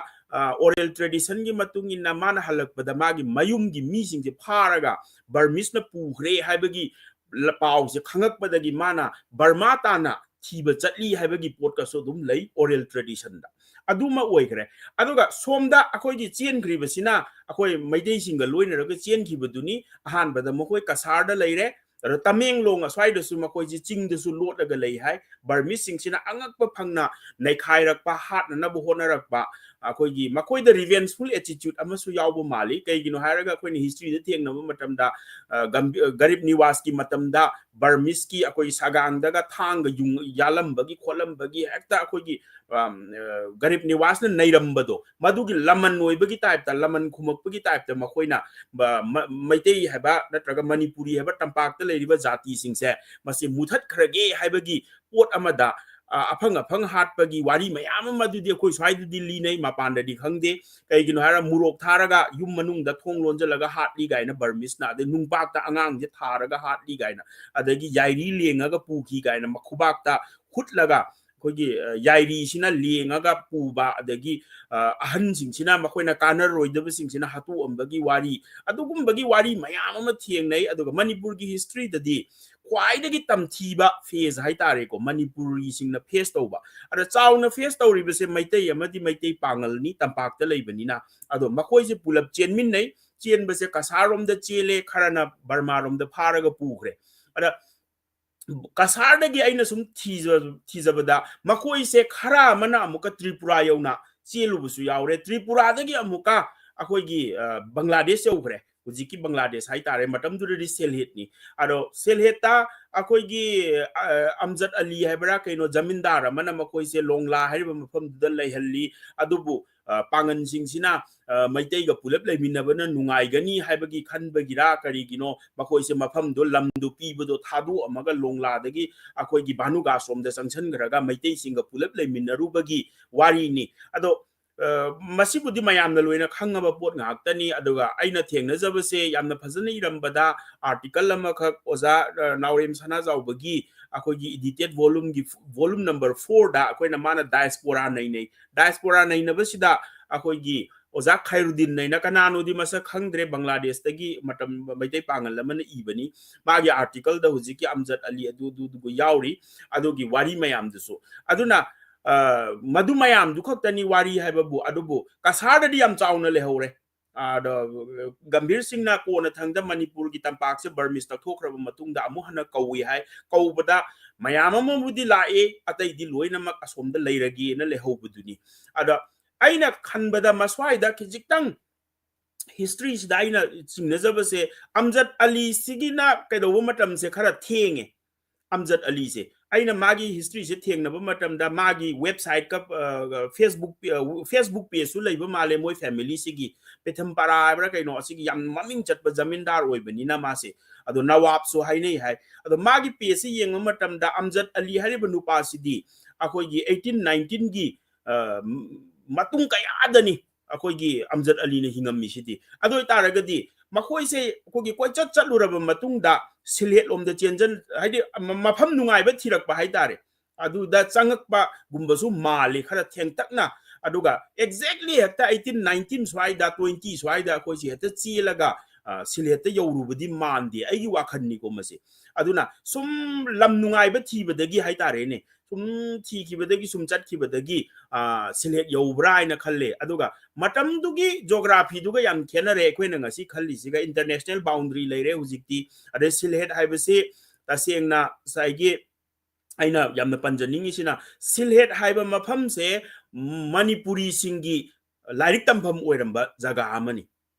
ado lairik tampham jaga ni Guwahati sidi konani sigi highway ga sidi kona semai ahan bada koina silhet phawraga chalammi ba akoigi kari haitare akoigi lambien Kolkata road haije akoigi tongjai maril sida silhet tagi la ini silhet tagi kasar dagi akoi Manipur da landaba lakpani aduna hariba lambien se akoigi yamna ꯑꯩꯈꯣꯏꯒꯤ easily use ꯇꯧꯔꯝꯕ ꯃꯈꯣꯏꯅ ꯌꯥꯝ ꯇꯣꯏꯅ ꯁꯤꯖꯤꯟꯅꯔꯝꯕ ꯑꯗꯨꯒ 1819ꯗ ꯑꯩꯈꯣꯏꯅ 25 26 ꯁ꯭ꯋꯥꯏꯗ ꯕꯔꯃꯤꯁ ꯇꯥꯟꯊꯣꯛꯅꯕ ꯍꯣꯠꯅꯔꯛꯄꯗ ꯑꯩꯈꯣꯏꯒꯤ ꯆꯪꯉꯛꯏꯕ ꯀꯁꯥꯔꯤ ꯑꯃ ꯑꯩꯈꯣꯏꯒꯤ ꯃꯅꯤꯄꯨꯔ ꯂꯤꯕꯤ ꯍꯥꯏꯇꯥꯔꯦ ꯃꯅꯤꯄꯨꯔ ꯂꯤꯕꯤ ꯒꯔꯤꯕ ꯅꯤꯋꯥꯁꯀꯤ ꯂꯥꯟꯃꯤꯁꯤꯡꯁꯤꯗ ꯆꯪꯉꯛꯏꯁꯤꯁꯨ ꯁꯣꯝꯗꯒꯤ ꯉꯥꯛꯇꯅꯤ ꯑꯗꯨꯅ ꯃꯁꯤ ꯆꯠꯊꯣꯛ ꯆꯠꯁꯤꯟꯗ ꯌꯥꯝꯅ ꯅꯨꯡꯉꯥꯏꯕ ꯃꯐꯝ ꯑꯃ ꯑꯣꯏꯔꯝꯕꯅꯤꯅ ꯂꯥꯏꯔꯤꯛ ꯂꯥꯏꯁꯨ ꯇꯝꯕꯁꯨ ꯃꯅꯤꯄꯨꯔꯒꯤ 이한 한바 마울라나 ꯑꯩꯈꯣꯏꯒꯤ 이바둘라가세 ꯀꯔꯤ ꯐꯨꯜꯕꯥꯔꯤ ꯖꯃꯥ ꯃദ്ꯔꯁꯥ ꯍꯥꯏ ꯐꯨꯜꯕꯥꯔꯤ ꯃദ്ꯔꯁꯥ ꯍꯥꯏꯕ ꯃꯥꯜꯂꯦ ꯃꯥꯒꯤ ꯃദ്ꯔꯁꯥꯁꯦ ꯏꯔꯣꯡꯗꯒꯤꯅꯤ ꯑꯩꯈꯣꯏꯒꯤ 이바둘라ꯁꯦ ꯑꯍꯥꯟꯕ 아limꯅꯤ ꯃꯥꯅ ꯃꯅꯤꯄꯨꯔꯒꯤ ꯃꯥꯎꯂꯥꯅꯥꯅꯤ ꯃꯥꯁꯦ ꯁꯤꯂꯦꯠꯇ ꯇꯝꯃꯦ ꯑꯗꯨꯅ ꯃꯁꯤꯗꯒꯤ ꯑꯩꯈꯣꯏꯅ ꯈꯪꯕ ꯉꯝꯃꯦ ꯑꯗꯨꯗꯤ ꯑꯗꯨ ꯀꯣꯟꯅ ꯊꯪꯗꯗꯤ ꯃꯌꯥꯝ ꯑꯃ ꯆꯠꯂꯦ ꯏꯔꯥꯕꯣꯠ ꯆꯠꯂꯦ ꯃꯅꯤꯄꯨꯔꯒꯤ 이한 한바 ꯑꯩꯈꯣꯏꯒꯤ BA ꯁꯧꯒꯥꯏꯖꯝ ꯁꯃꯣꯔꯦꯟꯗ꯭ꯔꯣ ꯁꯤꯂꯦꯠꯇ ꯇꯝꯃꯛꯄꯅꯤ ꯑꯗꯒꯤ ꯃꯅꯤꯄꯨꯔꯒꯤ ꯃꯩꯇꯩ ꯄꯥꯡꯒꯜꯗ ꯕꯁꯤꯔꯨꯗꯤꯟ ꯑꯍꯃꯗ ꯍꯥꯏꯔꯤꯕ ꯑꯩꯈꯣꯏꯒꯤ ꯀꯟꯁꯇꯤꯇ꯭ꯌꯨꯁꯟ ꯏꯕꯗꯒ ꯌꯥꯎꯔꯝꯃꯤꯕ interim government 1948-49ꯒꯤ ꯃꯤꯅꯤꯁꯇꯔ ꯑꯣꯏꯔꯝꯃꯤꯕ ꯃꯁꯥꯃꯛꯁꯦ ꯑꯩꯈꯣꯏꯒꯤ ꯀꯔꯤꯅꯤ MC ꯀꯣꯂꯦꯖ ꯃꯨꯔꯥꯔꯤꯆꯟ ꯀꯣꯂꯦꯖꯇꯒꯤ ꯄꯥꯁ ꯑꯥꯎꯠ ꯇꯧꯔꯛꯄꯅꯤ ꯑꯗꯨꯅ ꯃꯩꯇꯩꯗꯁꯨ ꯄꯥꯡꯒꯜꯗꯁꯨ ꯑꯍꯥꯟꯕ ꯂꯥꯏꯔꯤꯛ ꯇꯝꯕꯁꯦ ꯑꯌꯥꯝꯕꯅ ꯁꯤꯜꯍꯦꯠꯂꯣꯝꯗ ꯙꯔꯃꯒꯤ ꯑꯣꯏꯔꯣ ꯑꯗꯒꯤ ꯀꯣꯟꯅ ꯊꯪꯗꯅꯤ ꯒꯨꯋꯥꯍꯥꯇꯤꯒ ꯆꯠꯂꯒ ꯇꯝꯃꯛꯏꯁꯤꯗꯤ ꯌꯥꯝ ꯊꯦꯡꯈ꯭ꯔꯦ ꯑꯍꯥꯟꯕꯗꯗꯤ ꯁꯤꯜꯍꯦꯠꯂꯣꯝꯒꯤ ꯂꯝꯕꯦꯟ ꯑꯗꯩ ꯑꯩꯈꯣꯏꯅ ꯕ꯭ꯔꯤꯇꯤꯁꯀꯤ ꯑꯦꯀꯥꯎꯟꯗ ꯊꯦꯡꯅꯕꯗꯁꯨ ꯕꯥꯁꯀꯥꯟꯗꯤ ꯍꯥꯏꯔꯤꯕ ꯃꯐꯝꯁꯤꯗꯒꯤ ꯇꯣꯉꯥꯟ ꯇꯣꯉꯥꯟꯕ ꯃꯐꯝꯗ ꯆꯠꯄ ꯌꯥꯏ ꯍꯥꯏꯕꯒꯤ ꯀꯔꯤ ꯑꯃꯁꯨ ꯑꯦꯀꯥꯎꯟ ꯑꯃꯁꯨ ꯊꯦꯡꯅꯩ ꯀꯩꯒꯤꯅꯣ ꯍꯥꯏꯔꯒ ꯃꯁꯤꯒꯤ ꯃꯐꯝꯁꯤꯗꯒꯤ ꯑꯩꯈꯣꯏꯒꯤ ꯂꯝꯕꯦꯟ ꯃꯌꯥꯝ ꯑꯃ ꯒꯨꯋꯥꯍꯥꯇꯤꯔꯣꯝ ꯆꯠꯀꯦ ꯍꯥꯏꯔꯒꯁꯨ ꯅꯠꯇ꯭ꯔꯒ ꯁꯤꯜꯆꯔꯔꯣꯝꯗ ꯑꯃꯔꯣꯝꯗ ꯑꯗꯩ ꯁꯤꯜꯍꯦꯠꯂꯣꯝꯗ ꯆꯠꯀꯦ ꯍꯥꯏꯔꯒꯁꯨ ꯕꯥꯁꯀꯥꯟꯗꯤꯕꯨ ꯌꯧꯔꯒꯗꯤ ꯍꯥꯏꯕꯒꯤ ꯄꯣꯠ ꯑꯃ ꯑꯩꯈꯣꯏ ꯑꯗꯨꯝ ꯊꯦꯡꯅꯩ ꯑꯗꯨꯅ ꯑꯉꯟꯕ ꯃꯇꯝꯗ ꯁꯤꯜꯍꯦꯠꯁꯦ ꯑꯩꯈꯣꯏꯒꯤꯗꯤ ꯌꯥꯝꯅ ꯅꯛꯅꯔꯝꯕ ꯑꯗꯨꯒꯨꯝꯕ ꯖꯒꯥ ꯑꯣꯏ ꯍꯥꯏꯇꯥꯔꯦ ꯍꯤꯁꯇ꯭ꯔꯤꯒꯤ ꯀꯔꯤꯗꯗꯤ ꯒꯨꯋꯥꯍꯥꯇꯤꯒ ꯑꯩꯁꯤꯗꯤ ꯌꯥꯝ ꯊꯦꯡꯈ꯭ꯔꯦ ꯀꯣꯟꯅ ꯊꯪꯗ ꯑꯩꯈꯣꯏꯅ ꯃꯥꯎ ꯂꯝꯕꯦꯟꯒ ꯐꯥꯎꯔꯒ ꯆꯠꯂꯤꯕꯁꯤꯗꯤ ꯌꯥꯝ ꯊꯦꯡꯉꯤ ꯍꯥꯏꯇꯥꯔꯦ ꯑꯗꯨꯅ ꯃꯁꯨꯃꯥꯏꯅ ꯊꯝꯖꯒꯦ ꯑꯗꯨꯒ ꯌꯥꯝꯅ ꯂꯥꯏꯕꯛ ꯊꯤꯕꯅ ꯕꯪꯒ꯭ꯂꯥꯗꯦꯁꯇꯗꯤ ꯑꯩꯈꯣꯏꯒꯤ ꯌꯥꯝꯅ ꯄꯤꯛꯆꯔꯒꯁꯨ ꯃꯩꯇꯩ ꯄꯥꯡꯒꯜ ꯀꯝꯃ꯭ꯌꯨꯅꯤꯇꯤꯁꯦ ꯍꯧꯖꯤꯛ ꯐꯥꯎꯕ ꯍꯤꯡꯗꯅ ꯂꯩꯔꯤ ꯍꯥꯏꯇꯥꯔꯦꯀꯣ ꯌꯥꯝ ꯐꯖꯅꯁꯨ ꯑꯩ ꯍꯣꯔꯦꯟ ꯀꯣꯟꯅ ꯍꯥꯏꯖꯔꯛꯀꯦ ꯑꯩꯅ ꯊꯦꯡꯅꯔꯛꯄ ꯑꯦꯛꯁꯄꯤꯔꯤꯌꯦꯟꯁꯇꯨꯗꯤ ꯑꯗꯨꯒ ꯀꯁꯥꯔꯗꯁꯨ ꯃꯩꯇꯩ ꯄꯥꯡꯒꯜꯁꯤꯡ ꯃꯩꯇꯩꯒ ꯌꯥꯝꯅ ꯅꯨꯡꯁꯤꯅꯅ ꯀꯜꯆꯔ ꯁꯤꯌꯔ ꯇꯧꯔꯒ ꯁꯤꯌꯔ ꯀꯜꯆꯔ ꯁꯤꯌꯔ ꯍꯤꯁꯇ꯭ꯔꯤ ꯍꯥꯏꯇꯥꯔꯦꯀꯣ ꯑꯗꯨꯒꯤ ꯄꯣꯠꯇꯨ ꯂꯩ ꯂꯥꯏꯕꯛ ꯊꯤꯕꯅ ꯕꯪꯒ꯭ꯂꯥꯗꯦꯁ ꯕꯔꯃꯥꯒꯤꯁꯦ ꯑꯩꯈꯣꯏ ꯃ꯭ꯌꯥꯟꯃꯥꯔꯗ ꯇꯥꯈꯤꯕ ꯃꯩꯇꯩ ꯄꯥꯡꯒꯜꯁꯤꯡꯁꯤꯗꯤ ꯑꯩꯈꯣꯏꯒꯤ ꯃꯦꯖꯣꯔ ꯀꯝꯃ꯭ꯌꯨꯅꯤꯇꯤꯗ ꯂꯣꯏꯅ ꯂꯨꯞꯁꯟꯈꯤꯕꯗꯨꯃꯥꯏꯅ ꯇꯧꯋꯦ ꯃꯁꯤ ꯃꯈꯣꯏꯒꯤ ꯑꯩꯅ ꯂꯥꯏꯔꯤꯛ ꯄꯥꯕꯗ ꯑꯣꯖꯥ ꯃꯨꯇꯨꯋꯥ ꯕꯍꯥꯗꯨꯔ ꯈꯣꯏꯅ ꯍꯥꯏꯕꯗ ꯑꯩꯈꯣꯏꯒꯤ ꯀꯔꯤ ꯍꯥꯏ ꯑꯩꯈꯣꯏꯒꯤ ꯕꯔꯃꯅꯥꯏꯖꯦꯁꯟ ꯍꯥꯏꯅ ꯃꯣꯏꯒꯤ ꯃꯃꯤꯡꯒꯁꯦ ꯑꯅꯤ ꯊꯣꯟꯒꯗꯧꯕ ꯄꯥꯡꯒꯟ ꯃꯃꯤꯡꯒꯁꯦ ꯁꯤꯖꯤꯟꯅꯕ ꯌꯥꯗꯕ ꯃꯈꯣꯏꯒꯤ ꯂꯣꯀꯦꯜ ꯃꯃꯤꯡꯒꯤ ꯊꯣꯟꯒꯗꯧꯕ ꯈꯣꯠꯀꯗꯕ ꯇꯧꯕ ꯑꯗꯨꯅ ꯑꯌꯥꯝꯕꯅ ꯑꯥꯏꯗꯔ ꯑꯩꯈꯣꯏꯒꯤ ꯕꯔꯃꯤꯁ ꯃꯨꯁꯂꯤꯝꯗ ꯑꯣꯟꯖꯟꯈꯤꯕꯒꯨꯝꯕꯒꯤ ꯄꯣꯠ ꯑꯃ ꯑꯗꯨꯅ ꯑꯣꯖꯥ ꯃꯨꯇꯨꯋꯥ ꯕꯍꯥꯗꯨꯔꯁꯨ ꯕꯪꯒ꯭ꯂꯥꯗꯦꯁꯇꯁꯨ ꯌꯥꯝ ꯇꯣꯏꯅ ꯂꯥꯛꯄ ꯃꯥꯜꯂꯤ ꯑꯗꯨꯒ ꯃꯥꯅ ꯑꯩꯉꯣꯟꯗ ꯅꯣꯡꯃ ꯑꯣꯖꯥ ꯃꯨꯇꯨꯋꯥꯅ ꯍꯥꯏꯔꯛꯄꯗ ꯃꯥꯅ ꯕꯔꯃꯥꯗ ꯆꯠꯄ ꯃꯇꯝꯗ ꯃꯥꯅ ꯃꯩꯇꯩ ꯄꯥꯡꯒꯜꯒꯤ ꯈꯨꯟ ꯃꯅꯥꯛꯇ ꯄꯥꯡꯒꯜ ꯇꯥꯔꯝꯃꯤ ꯑꯗꯣ ꯃꯈꯣꯏꯅ ꯀꯧꯔꯛꯇꯅ ꯑꯩꯁꯦ ꯆꯥ ꯊꯛꯃꯤꯟꯅꯕ ꯃꯇꯝꯗ ꯃꯈꯣꯏꯗ ꯑꯩꯈꯣꯏꯒꯤ ꯃꯩꯇꯩ ꯄꯥꯡꯒꯜꯒꯤ ꯀꯜꯆꯔ ꯑꯃꯠꯇ ꯎꯗ꯭ꯔꯦ ꯃꯈꯣꯏꯁꯦ ꯄꯨꯔꯥ ꯕꯔꯃꯤꯁꯀꯤ ꯀꯜꯆꯔꯅꯤ ꯑꯗꯨꯕꯨ ꯑꯩꯁꯦ ꯌꯥꯝ ꯇꯣꯏꯅ ꯆꯠꯄꯅꯤꯅ ꯃꯈꯣꯏꯅ ꯈꯪꯗꯅ ꯃꯅꯤꯄꯨꯔꯗꯩ ꯂꯥꯛꯄꯅꯤ ꯍꯥꯏꯕꯒꯤ ꯅꯨꯡꯁꯤꯕꯗꯒꯤ ꯃꯈꯣꯏꯒ ꯆꯥ ꯊꯛꯃꯤꯟꯅꯩꯌꯦꯅ ꯃꯥꯅ ꯂꯤꯔꯛꯑꯦ ꯑꯗꯨꯒꯤ ꯃꯈꯥ ꯇꯥꯕꯗꯤ ꯑꯩ ꯊꯣꯏꯅ ꯃꯈꯣꯏꯒꯤ ꯀꯜꯆꯔꯗꯨꯗ ꯃꯩꯇꯩꯒꯤ ꯅꯠꯇ꯭ꯔꯒ ꯃꯅꯤꯄꯨꯔꯤꯒꯤ ꯀꯜꯆꯔꯗꯣ ꯊꯣꯏꯅ ꯎꯗ꯭ꯔꯦꯅ ꯃꯥꯅ ꯍꯥꯏ ꯑꯗꯨꯒ ꯑꯩꯅ ꯃꯈꯥ ꯇꯥꯅ ꯑꯃꯨꯛ ꯍꯪꯕꯗ ꯇꯃꯨꯗ ꯑꯩꯈꯣꯏꯒꯤ ꯈꯨꯟ ꯑꯃꯈꯛ ꯂꯩ ꯍꯥꯏ ꯌꯥꯝ ꯄꯤꯛꯄ ꯏꯃꯨꯡ ꯈꯔ ꯃꯗꯨꯈꯛꯅꯤ ꯍꯥꯏ ꯃꯩꯇꯩ ꯄꯥꯡꯒꯜꯒꯤ ꯅꯦꯆꯔꯁꯦ ꯃꯗꯨꯁꯨ ꯃꯅꯤꯄꯨꯔꯒ ꯀ꯭ꯂꯣꯖ ꯑꯣꯏꯕꯒꯤ ꯃꯣꯔꯦꯒ ꯀ꯭ꯂꯣꯖ ꯑꯣꯏꯕꯒꯤ ꯑꯣꯏꯔꯝꯕ ꯌꯥꯏ ꯑꯗꯨ ꯃꯉꯥꯏꯔꯦ ꯑꯩꯈꯣꯏꯅ ꯃꯄꯥꯟꯗ ꯆꯠꯈꯤꯕꯒꯤ ꯋꯥꯔꯤꯁꯦ ꯑꯗꯨꯒ ꯀꯣꯟꯅ ꯊꯪꯗꯕꯨꯗꯤ ꯏꯪꯂꯟꯗ ꯑꯩꯈꯣꯏꯒꯤ ꯃꯩꯇꯩ ꯄꯥꯡꯒꯜ ꯁꯤꯇꯤꯖꯦꯟ ꯑꯣꯏꯈꯤꯕ ꯑꯩꯈꯣꯏꯒꯤ ꯂꯩꯔꯦ 1947ꯒꯤ ꯑꯩꯈꯣꯏꯒꯤ ꯅꯤꯡꯇꯝ ꯑꯗꯨꯋꯥꯏꯗ ꯑꯩꯈꯣꯏꯒꯤ ꯄꯥꯔꯇꯤꯁꯟꯒꯤ ꯃꯇꯝꯗ ꯆꯠꯈꯤꯕ ꯃꯩꯇꯩ ꯄꯥꯡꯒꯜ ꯑꯥꯗ ꯁꯦꯇꯜ ꯇꯧꯈꯤꯕ ꯂꯩꯔꯦ ꯑꯗꯒꯤ ꯍꯧꯖꯤꯛꯀꯤ ꯁꯥꯎꯗꯤ ꯑꯔꯕꯇꯁꯨ ꯑꯩꯈꯣꯏꯒꯤ ꯁꯉꯥꯏ ꯌꯨꯝꯐꯝꯗꯒꯤ ꯃꯩꯇꯩ ꯄꯥꯡꯒꯜ ꯑꯃ ꯁꯤꯈ꯭ꯔꯦ ꯃꯥꯒꯤ ꯗꯤꯁꯦꯟꯗꯦꯟꯁꯤꯡ ꯃꯆꯥ ꯃꯁꯨꯁꯤꯡ ꯂꯩꯍꯧꯔꯤ ꯁꯨꯃꯥꯏꯅꯕꯨꯗꯤ ꯂꯩ ꯑꯗꯨꯒ ꯑꯩꯅ ꯕꯪꯒ꯭ꯂꯥꯗꯦꯁ ꯆꯠꯄꯒꯤ ꯇ꯭ꯔꯤꯞꯁꯦ ꯃꯔꯨꯑꯣꯏꯅ ꯑꯩꯁꯦ 2024ꯗ 2024 ꯍꯥꯏꯇꯥꯔꯦ 2024ꯒꯤ ꯖꯅꯋꯥꯔꯤꯗ ꯆꯠꯄꯅꯦ ꯑꯩꯁꯦ ꯇꯥꯡ 12 ꯑꯗꯨꯋꯥꯏꯗ ꯑꯣꯏꯔꯝꯗꯧ ꯃꯥꯜꯂꯦ ꯍꯞꯇꯥ ꯑꯃ ꯍꯦꯟꯅ ꯂꯩ ꯑꯗꯣ ꯑꯩꯅ ꯆꯠꯄꯁꯦ ꯃꯔꯨꯑꯣꯏꯅ ꯀꯁꯥꯔꯗꯒꯤ ꯍꯧꯕꯅꯦ ꯑꯩꯅ ꯌꯥꯝꯅ ꯀꯨꯏꯅ ꯈꯟꯖꯔꯛꯄ ꯃꯪ ꯍꯥꯏꯇꯥꯔꯦ ꯑꯃꯨꯛꯇꯪꯗꯤ ꯑꯩꯈꯣꯏꯒꯤ ꯃꯄꯥꯟꯒꯤ ꯗꯥꯏꯁꯄꯣꯔꯥꯁꯤꯡꯁꯦ ꯑꯃꯨꯛꯇꯪ ꯃꯈꯣꯏꯒꯤ ꯂꯩꯔꯤꯕ ꯌꯨꯝꯂꯩ ꯀꯩꯔꯩꯁꯦꯅ ꯑꯩ ꯍꯥꯟꯅ 2007-8 ꯑꯗꯨꯋꯥꯏꯗ ꯑꯩ ꯆꯠꯈ꯭ꯔꯦ ꯆꯠꯄꯗꯤ ꯀꯔꯤꯐꯥꯎ ꯕꯪꯒ꯭ꯂꯥꯗꯦꯁ ꯕꯣꯔꯗꯔ ꯐꯥꯎꯗꯤ ꯆꯠꯂꯨꯔꯦ kasar yaurure aigi research ki namaram oiraga adagi Tripura phau yauramme Agartala yauramme adagi border lanjalamdre aise amuka halaki adum aduga handak chaluba aigi 2024 gi journey sidi yamna ngak pa haitare aingonda yam eye opening oi ba haitare hujik phau ba ina wangang budu dum ai dum sijin jai kai gino haraga aina chaluba mafam singida sai oza sajat naga haiki budu oza kursit koina ga haiki ba particular oi ba akogi maitai gi pangan Meitei amadi Meitei Pangal singi not ki oiba akoina u kidraba phanek to oirasu asai khudai do oirasu adagi furit asang ba akogi Punjabi shirt ka hai swai dadi thaina pangan nupi singna lilamba furit asang biga do aduga do Tripura dagi haure ina phajana ubase kasarda su ui kasarda su adum ubdi ui aduga Tripura da ina gari se thauraga border manak haitare border manak si yausalakba Bangladesh border yorokpasida labuk ta chathawi akogi khwangnam asangbaga tawraga phanek tuga tawraga ada yamna pukning nungsi ba haitare akoina angho ugidraba pot ama akoi Manipur da sai oza kursit khoina haido yam sathi na modernize taw khore ko phanek to oiro amado oiro design do oiro culture do oiro ngang na sakna bado oiro Manipuri ga se akoina lo li se tasengna akogi yam modernize oi thokra bra ina indi khalle kai gino ga oza khoi som da lon liba wahi wata mayam ama kasar daga lon bada yam yawe ari ba lon khara adum thengna jai adu singdu urakan da akhoi aingon da yam ngakpa phauja ba haitare adagi aina kwai daga mena nga isina akhoi swai da yamna haina ba haitare ko recently ai function number du su dum hai yam toina khoi da hainari se kaino haraga Meitei jati mangkhrani ga haiba gumba adagi pangal na su pangal gi jati mangkhrani ga ina pangba pa khajaba ado aina example pi Tripura da mi lising taret khak lei pangan se makhoi na hairak bagi matung ina pangal lising taret khak tani hai luhong ba maso yaure mafam duda ado sagai ju oile ramme ai sagai oile ramme luhong bam se ana yam lu na taw wari watai sana da khona da ada aina nga lising taret se chahi chani rom sure 1819 dagi hujik phau 2024 phau da chahi chani sujale chahi chani ga supna manga boiramani sigi sida akogi identity crisis su leite mang bu su leite Meitei ga Meitei Pangal ga yamna sathi na nungsina ba mawongda asaigi ai bhoba nga ini asaigi oza sajat khoiga oza promote khoiga lainari ba mari ga se yam sathi na akogi khangna chana ba yakta akogi yumlo na bagi kari yama akoina ubu phangi masigi potse Manipur da khara wana thoe akoi community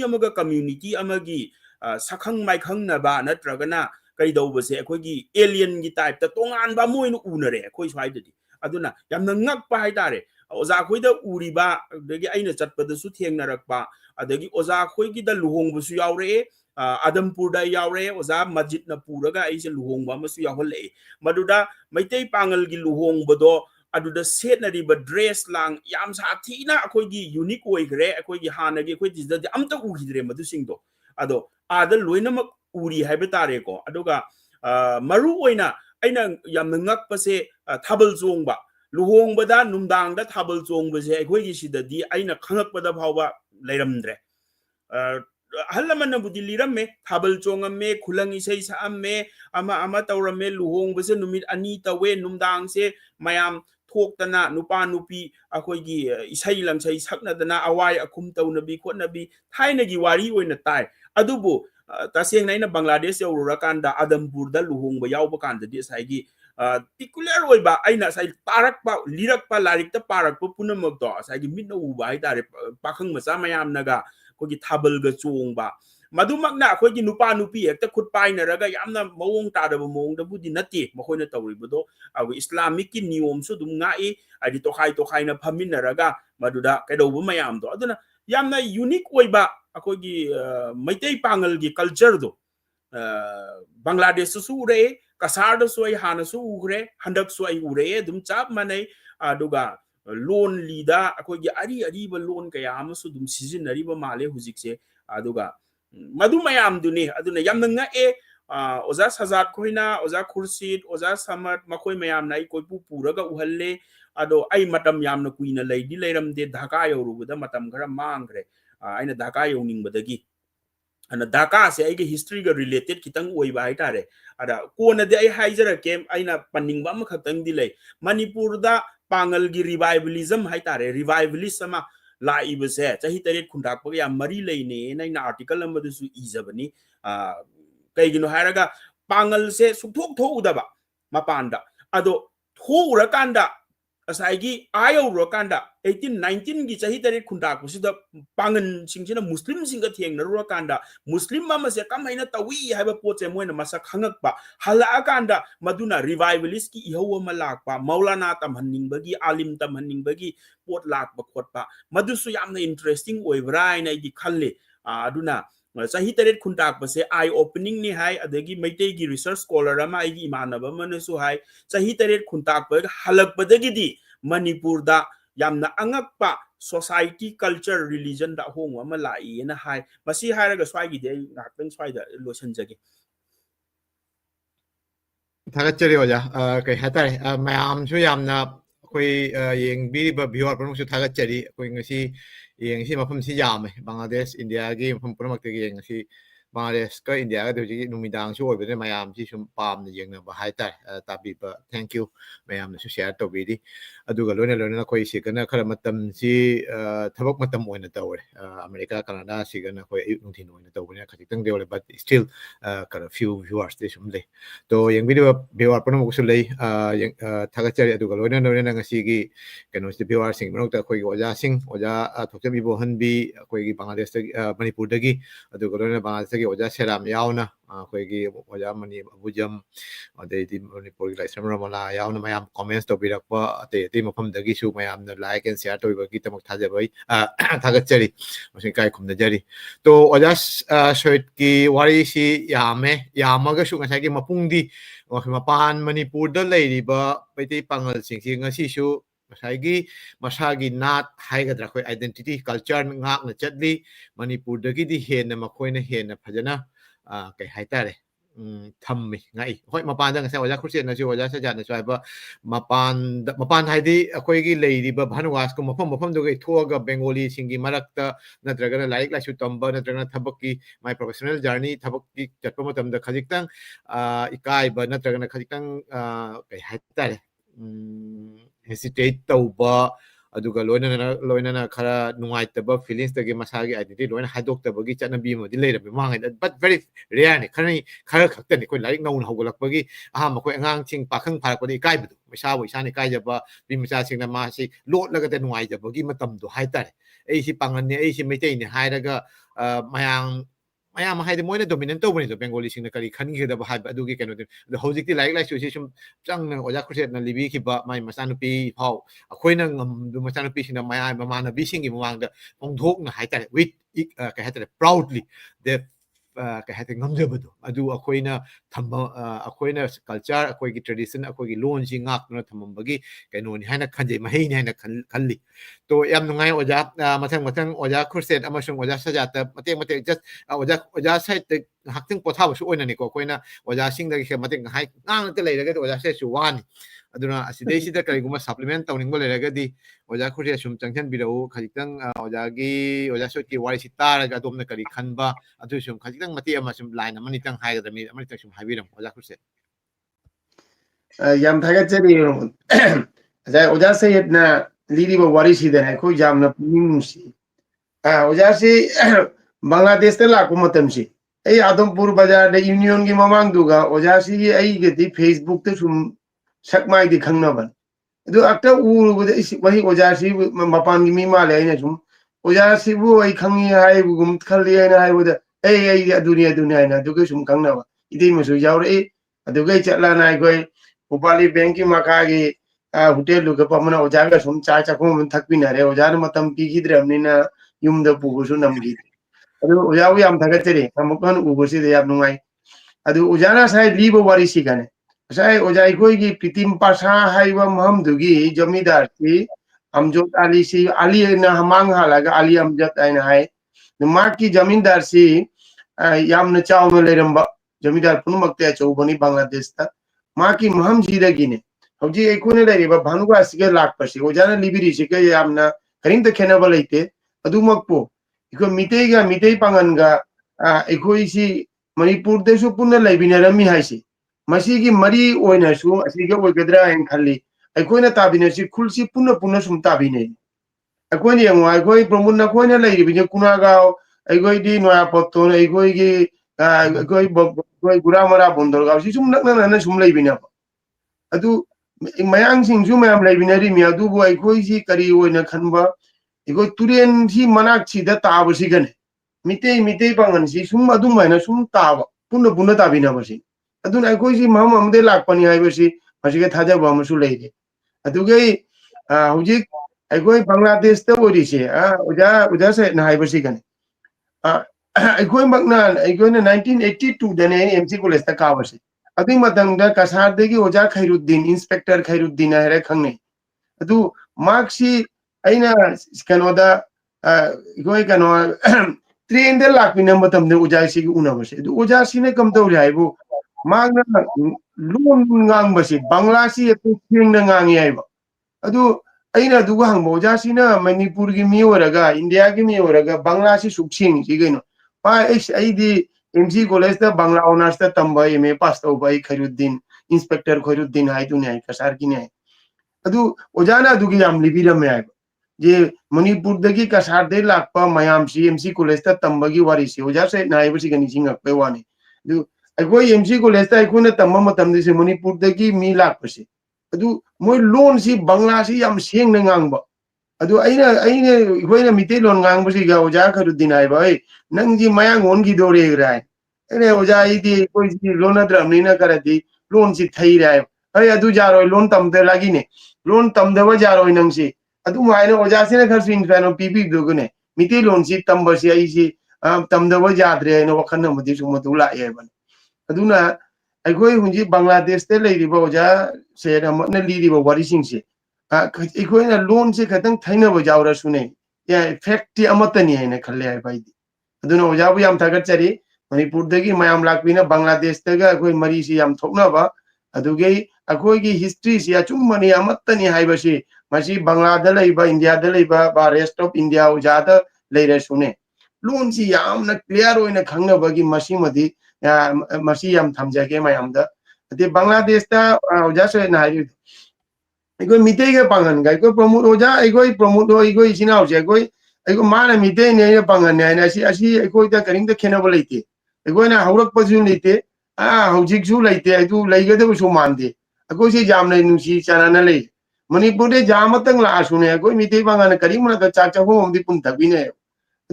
ओजा से रबन लापदसु मिटे ma'am लेबसु पुनः सकमाई खंगने जा मी लासुने मणिपुर इरांग थोंगे वारी लागे तारा याम नुंगाइब फाउदे कारण Manipur history Bangla मिटे पांगन सुन पुनः लेबिनरमगा हुजी आंगांसिंग अखोइगी इमानबसिंगना असीबु नेगेटिव साइड सिम लौनी हाइबसी मसी एई सुबा थाजदे हाइब असी वखन वाटपदे होगद्रा इन खल्ली अदुना बांग्लादेश ता अखोइ मिटे पांगनगा मी लिखलसु हुजी बांग्लादेश ता लेरिबा अखोइ मयांग हाइबा तारे मखोइगा अखोइगा जा चानाना अखोइ नुंसिनाना लेरिसे सुमाइना दि मम पुनम लेफम थोए सिमदि यामना मयांबु थमजगे अखोइ जी मी ओइना लादि मीबु अमना ममल पीनबसी मसी यामना दरकार नहीं मसी याम अइना हुजिक मक्को हाइनिंगबदि जम अखोइ अइना स्कूल अमना हेडमास्टर ओइरिसे सिगा अइ इथोन खक्तनी से अखोइ मुस्लिम पामिते पांगन ओइरिसे अतै मणिपुरी अतै मयाम अमसु लैयब लोन दि तिनदबा मोइ लेमनाइ सिंग हाइरे कोना मिते खरसु लेरमी लो रिटायरमेंट चखरे अखोइ से लेबिनरी से आई चही गई कुंद्रागा तरुक लोंग ओजा ओइरकपसी गने खेनब करीम लेते मयांगसु खंगदे मिते खंगदे लेमनाइ खंगदे एगो मिते पांगन खंगदे अखोइ से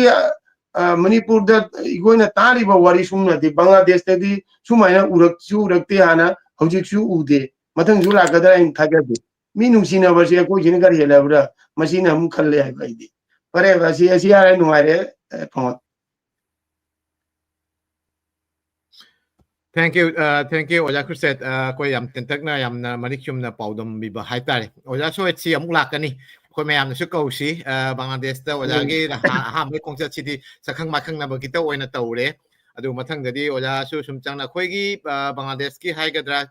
ainang nang wari san jo hai gi duni kasar natragana Assam gi sidi I masing yam banina academically makhoi mitilon su tamba phangi adu galona na mitilon tamba tana maitai khangde natra Meitei Pangal gi khangde adugi matangda thijinba khomjinba academically institutionally PhD tawbu oiro natragana masters ta subject ona lauraga madugi matangda research tawbu oiro aduga loinana asigi matangda akoigi seminar pangthokpa asigi tonganba kenomadi leiko ngamjaba hatai adugi thak tu yona but in Bangladesh maruina Bangladesh amasung Tripura dadi oja khoina khara laaga ngasai hariba oja sajatna iba natragana oja khurse kya thotopulari ona di phongdri but very small aduga khoi oja samana isi masana pamjabadagini hab but oja oina laga khara phajana with the discipline aduga loinana khara angang sing oja sajat oigi makha haitara khara angang sing sing manung da khara thijan ningba natra khangning ba jarogasu akoi English da bu oiro Meitei ron da bu oiro akoi Bangladesh tamai adura se Meitei ron pa ba iba ngambani na akoi Meitei ron da phajana iba ngamme aba like ngang madi khara khajitang di khenare Manipur adura ga so akoi sum hotnari to asigi khudong chawa se akoi da leitabana akoi na khangningba hainingba natragana pamjaraga su tasengna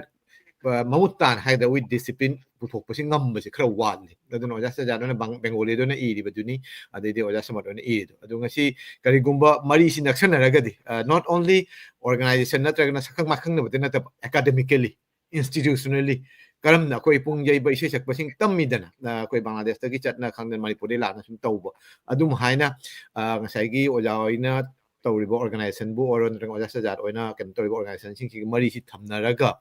ngasai gi Bangladesh ta lehoriba mari si Manipurda amuk khar provoke to phat in positive way provoke to Manipurda sumain to basi koi nuaite koi oja khurse na haido Bangladesh ta khangda asam da Meitei Meitei Pangal phajana nungchina na kan le sumaina koi si kari tawraga semba yagi adugi keno sai koi gi viewer man hang iba keno adugi keno su asonda gi su khara lauksan ba aduga Manipurda gi su ngasai gi Meitei Pangal ba Meitei sing horokpam asigi keno sing sigi academic research ona keno to basi su pangthokpa aduga lena dharma gi oiba keno sing su koina khangakpada koi khunung isei adugadi was keno Meitei Pangal singi marakte phajana leram su leram gani khalli aduga ai si Mapan tholok wiramnina kya khangdre adugi chap chabi hoji hoji ki oiba to anyway sajat bhai gi su karigumba khajiktang keno leiragadi akoigi hainingba amasung ojagi wari si loina supplement tawbo oiragadi khajitang haibiramu sajat promote thagachari koi Bangladesh ka Manipur ka koi setu bondon hai tare koi mari samnare si koi 2019 ne khona Manipur da lak pa shahan ba